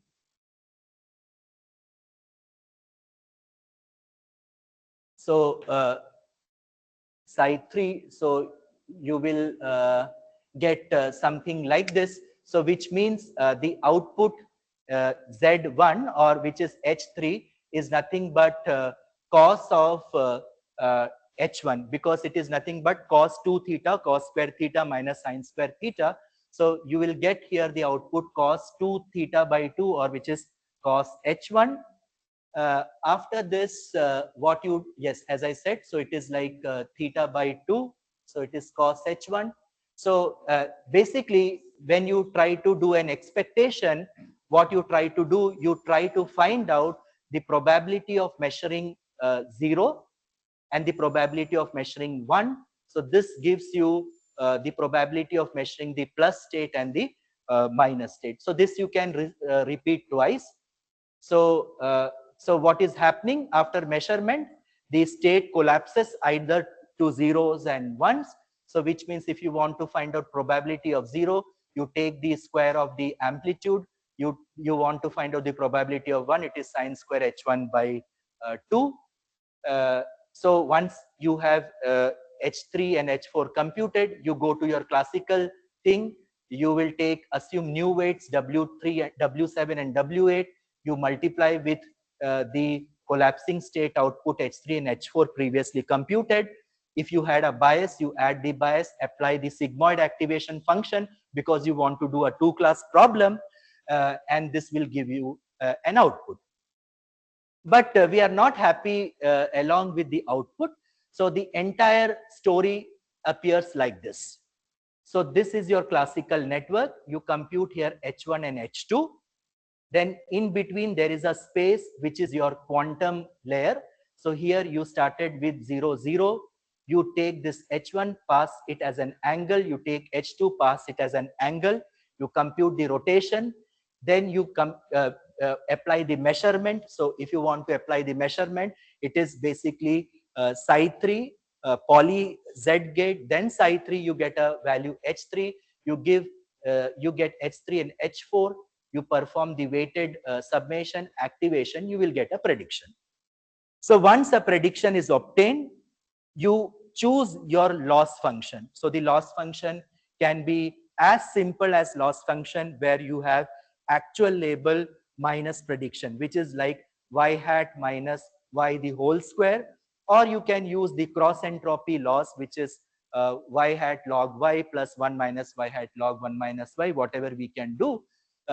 But then the problem is you can adjust the weights here, you can adjust the weights here, but you cannot adjust anything here because it is actually the classical layer, it's a superposition layer. So we want to do a back propagation. So we will see how the backpropagation is done. So the backpropagation in the quantum layer is done through a concept called as a parameter shift. And the backpropagation is nothing but it is done by computing the partial derivative of the loss with respect to the parameters. And in the classical neural network, our parameters are weights and biases. So which means I want to find out partial derivative of the loss with respect to W, partial derivative of loss with respect to bias. That is very easy to be done in the classical network and we know how to do it. But in the quantum layer, it cannot be done because you cannot compute the partial derivative. But so that means the output at the quantum layer, which can be represented by the derivative of c theta, because we have a angle over here, can be represented by c theta plus s minus c theta minus s divided by 2s. So this is a normalization factor, and this is called as the parameter shift rule. And if you recall the calculus, this is nothing but the finite difference. Okay, so so you assume an s and you try to shift this. So I will show you how we do it. So basically, to evaluate the cost in the quantum circuit, you do theta plus s and theta minus s, because s is here called as the shift coefficient. And why do we need to do this? Because we need to adjust the values of the parameters so that the prediction is closer to our actual value. So the question is written, why do we update the parameter in the quantum circuit? The answer is we want to get the minimal possible loss, or we want to minimize the error. So how do we do it? So in the classical neural network, if there is a function y is equals to f, which is an activation function, wx plus b, where the loss or a cost function is the actual, which is y minus y square. Okay, it's very easy to compute because we compute partial derivative of the cost with respect to w, and we apply the gradient descent. That is, the new weight is equals to the old weight minus the learning rate multiplied by the partial derivative of loss with respect to the weight. This cannot be done in the quantum layer, but in the classical layer we can do it. So how do we solve this? The problem with the quantum layer is the output of the quantum layer is generated through several operations. So one of the operation is, like you saw, rotation, then you saw superposition, alpha 0 plus beta 1, and finally we applied the measurement, which is psi 3, poly z gate, and psi 3, right? So which means the input was h1 h2, the output was h3 h4 after the this quantum layer operation. So this is very difficult to be solved. So what we try to do, we cannot calculate this. So the core idea comes from the classical finite difference approximation, and if we want to find out the derivative of f with respect to x from the calculus, we know that it is nothing but f of x plus some epsilon minus f of x minus epsilon divided by 2 epsilon. And if you try to correlate with the formula that we wrote previously, it is c plus theta, c multiplied by theta plus s minus c theta minus s divided by 2s, where s is the shift value, here epsilon is the shift value. So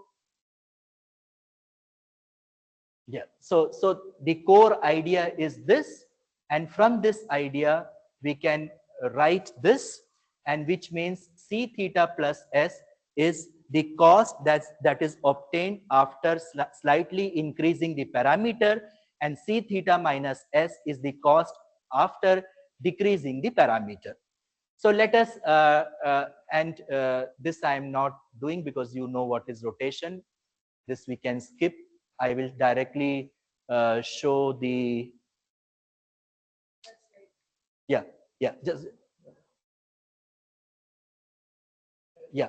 So what it means, let's say that some value that we calculate after the previous operation is 0.7 minus 0.8 divided by this you get minus 0.52. So this is the function, if you remember. So we are on the negative side. So that means if we want to come to the local minima, what we need to do, we have to travel all the way downward. So that means our weight update, which is new weight is equals to old weight minus alpha times or eta times the partial derivative, that minus minus will become plus. So that means you come here. So which means our equation will something look like this. So this negative and negative will become positive. So this means our quantum angle will be now becoming 0.60. So this is the new H1 you calculate. Likewise, you can calculate the new H2. So one last step. So how do you compute the partial derivative of loss with the weight W1? So you can apply the chain rule. So you start from the last layer, which is partial derivative with H3 multiplied by partial derivative of H3 with H1, then partial derivative of H1 with W1. So this is the chain rule that we will apply. And in order to compute this, it is nothing but sigmoid, summation followed by the activation, you get an output Y. So if we consider the loss function something like this, so again the loss with respect to H3 is loss with respect to the prediction multiplied by loss with respect to Z. Z is your summation, the partial derivative of Z with H3. If you try to solve, you will get this as the output. So which means that you can easily compute the parameter. So the whole thing is like, in order to find out the parameter in the classical world, it is easy, but in order to find out the parameter change in the quantum world, we have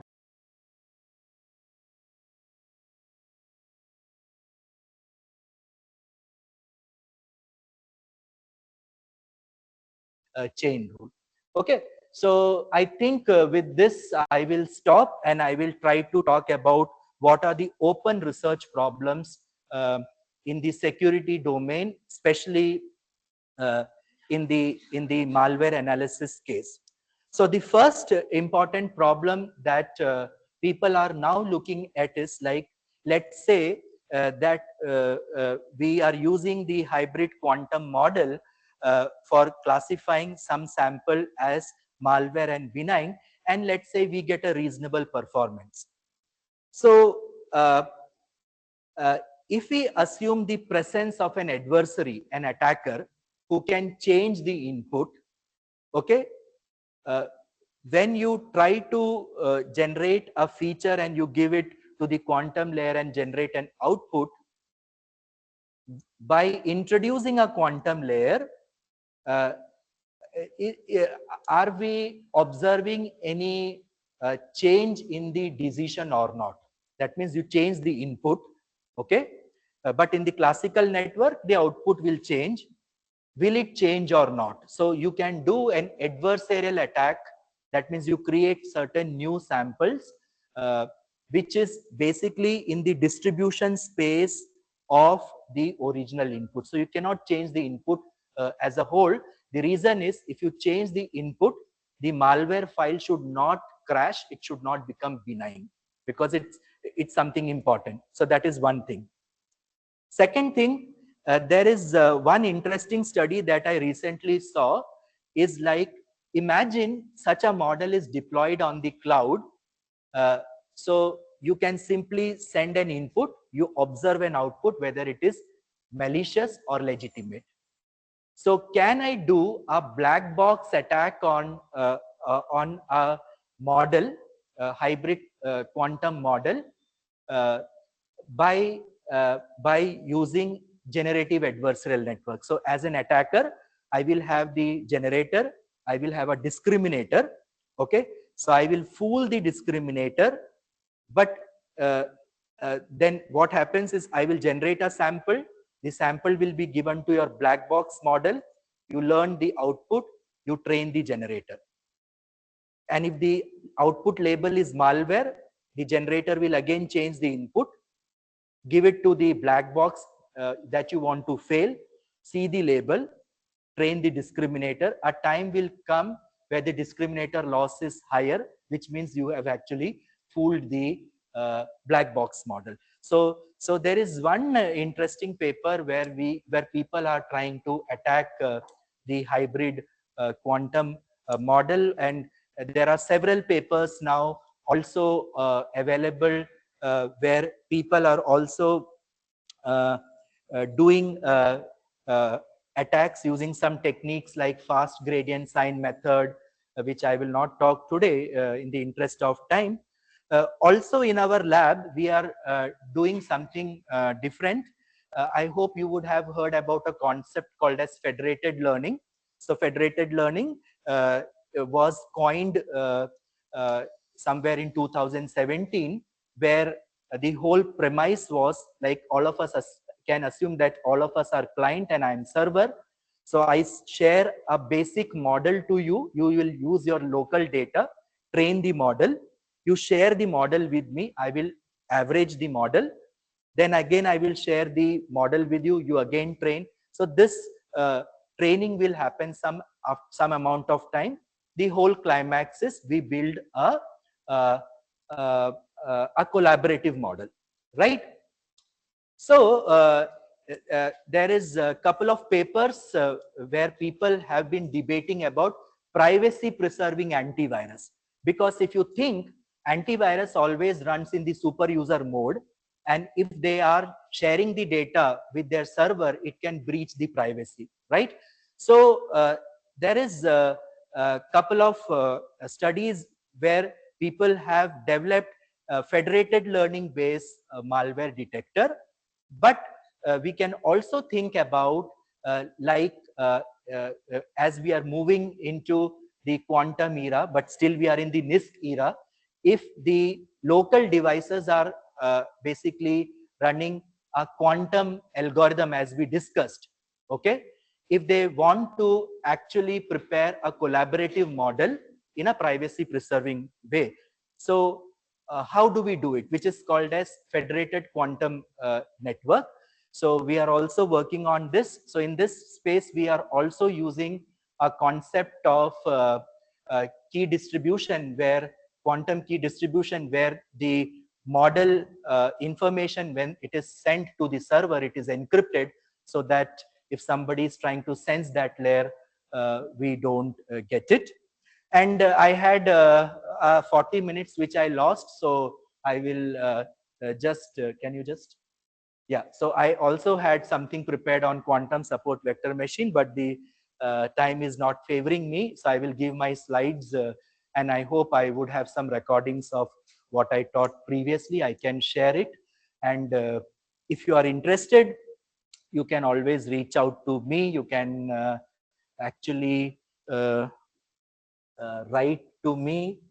Uh, I don't know, where is it?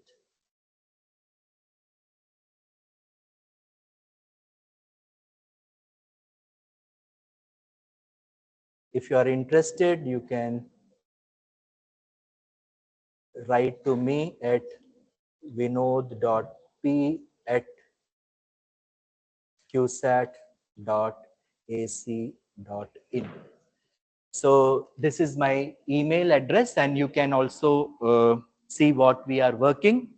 So I think the the whole essence was to tell you what we can do with the hybrid uh, model, that is classical layer and the quantum layer, uh, and how we can use this in the security world. So with this, actually, I will stop. If there are some questions which we want to take it quickly, we can actually discuss it, and maybe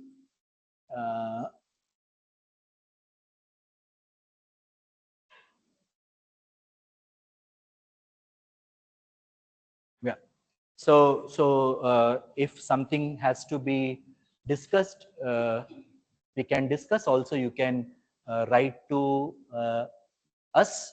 So presently we are, so one of my PhD student, she is working on preparing the hybrid, like the federated quantum model, and we are trying to launch several attacks called as membership inference attack, the backdoor attack on these model, because in our cybersecurity lab, we do more of the offensive task than defense. So we try to do offensive task first, then the defense. And I think with this, I would stop. Thank you. Thanks for the opportunity. And thanks the management. Thanks I thank the head of the department, all the faculty member, especially Dr. Murli. We are meeting like I don't think so many after 8 or 9 years. I remember he was sitting somewhere in the left side with a gray color, a brown shirt, if I'm not wrong, because I don't forget anything. In VIT, when I was teaching 3 days on deep learning, and then we never met but exchanged some messages, and he was kind enough to give me this opportunity between the wonderful audience. And sorry that I could not complete fully, but I think I gave the gist of whatever I could do it. And I hope my lecture was 7.2 percentage useful, and if it was useful, I have won the game. If it was not useful, then you can always write to me. I am always open for the discussion. So thank you, everybody, and thanks for hosting me and giving the best hospitality that could be ever imagined. Thank you.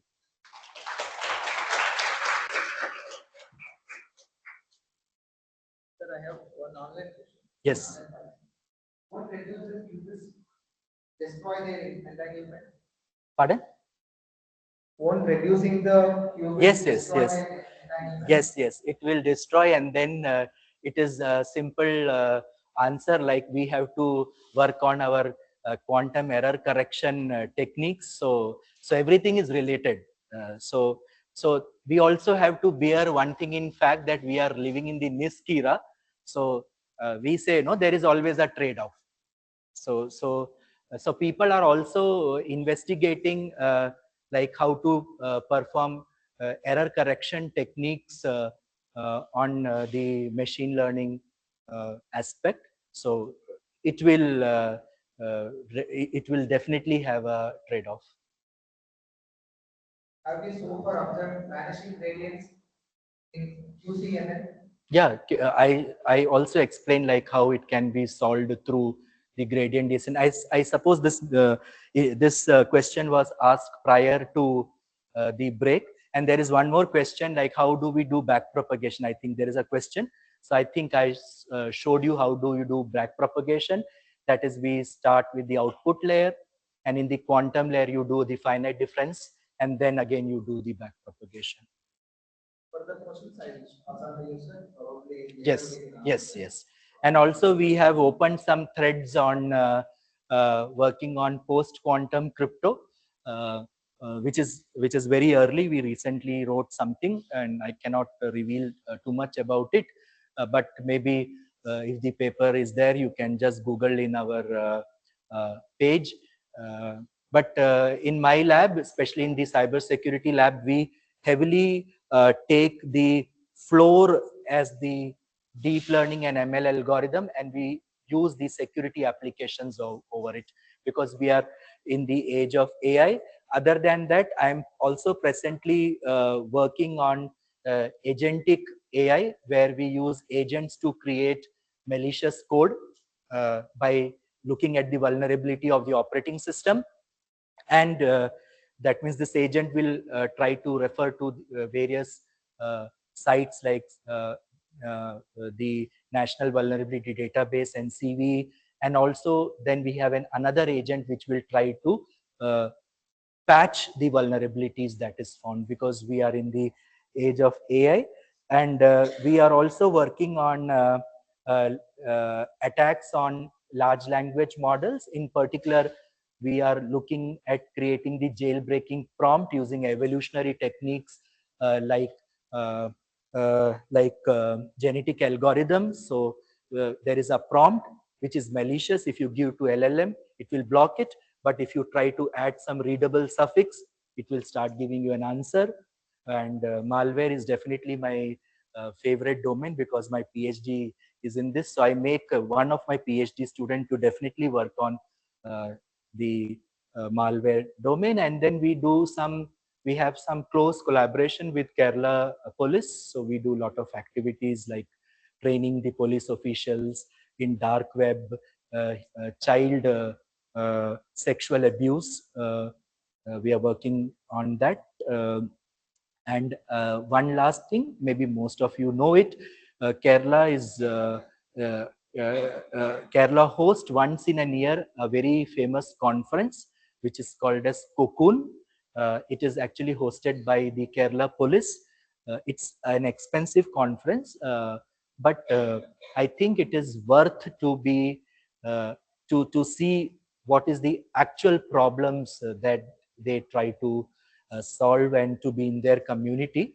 So you can see the past Cocoon website. It happens always in the month of October. So this time I think from 6th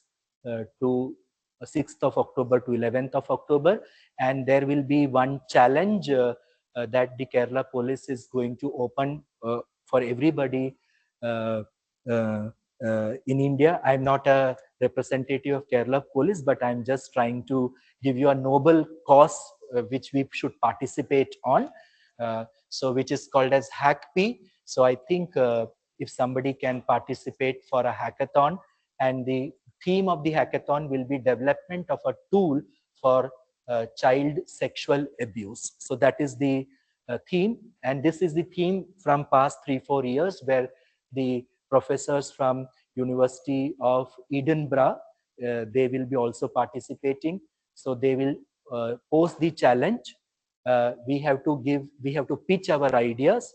Once we pitch our idea, if we are shortlisted, then there will be some mentors who will work with us for 3 months. It will be opened in the month of July.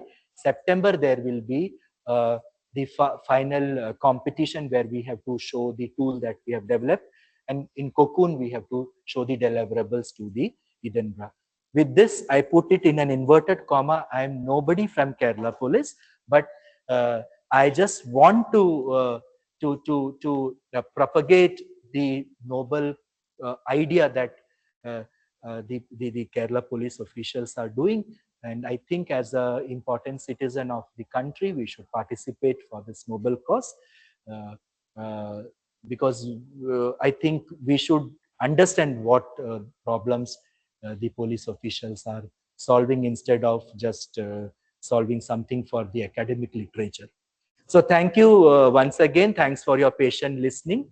I hope the arrows are not shooting outside. And thank you for everything. I think I should close. Otherwise, thank you. Thank you very much, sir. Thank you. Thanks for the opportunity.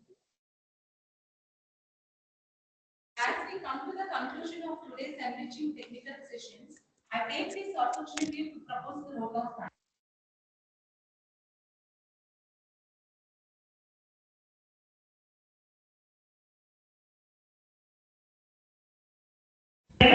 Two highly insightful sessions on quantum machine learning for malware detection.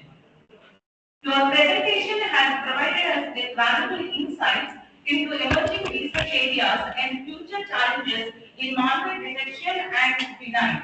Your expertise, clarity of explanation, thought-provoking discussions have greatly enriched our understanding of these advanced topics, include quantum CNN and quantum neural network, hybrid quantum classical neural network, backpropagation in the quantum layer.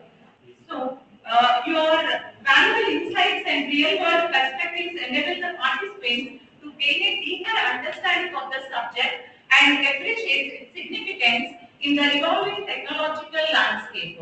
We deeply appreciate the time and effort you have taken to share your knowledge and experience with us. The concepts, ideas, perspectives presented today will undoubtedly benefit all the participants in their teaching, research, and professional endeavors. Thank you once again, sir, for your valuable contribution and for making today's sessions both engaging and inspiring. We are truly honored by your presence and look forward to interacting with you again in the future, sir. Thank you, sir. As a token of respect and appreciation, I request Vice Principal, sir, heads of the department, faculty members to felicitate our esteemed resource person, Dr. Vinod, sir.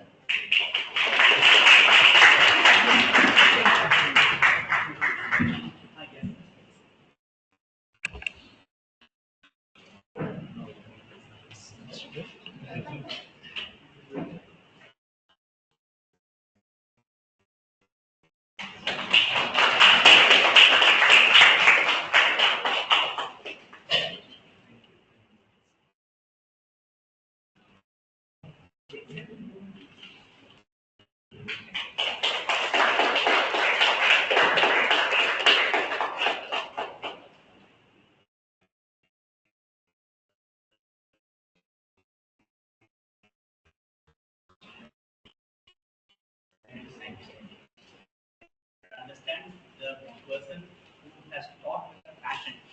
He has a lot of passion towards teaching. So, which the teachers here should develop that. So that's why we had some very good principles. We had a discussion. So that Nagaka and avoid call number right? So no, that passion we should have. Only when we have the passion, we can deliver what is intended by us. Okay. So and he, as he said, learning is a continuous process. Okay. We can never stop learning because whatever we learn, there is a lot to be learned. So learning is a continuous process, but have a passion towards teaching. Okay. So that is what we can learn from his, and I think we were greatly enamored by his approach towards teaching, and he has some very good ideologies which we'll share, and we are requested again. We will have him here in the month of most probably and August or July, wherein we will have a continuous 1 week sessions that will help us a lot. We have to learn a lot from him. Okay, thank you all. Thank you.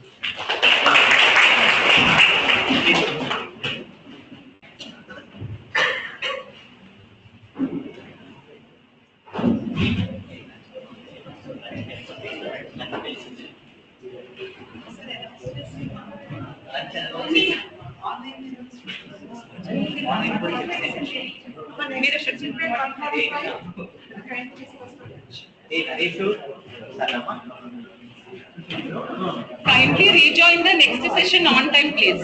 Okay.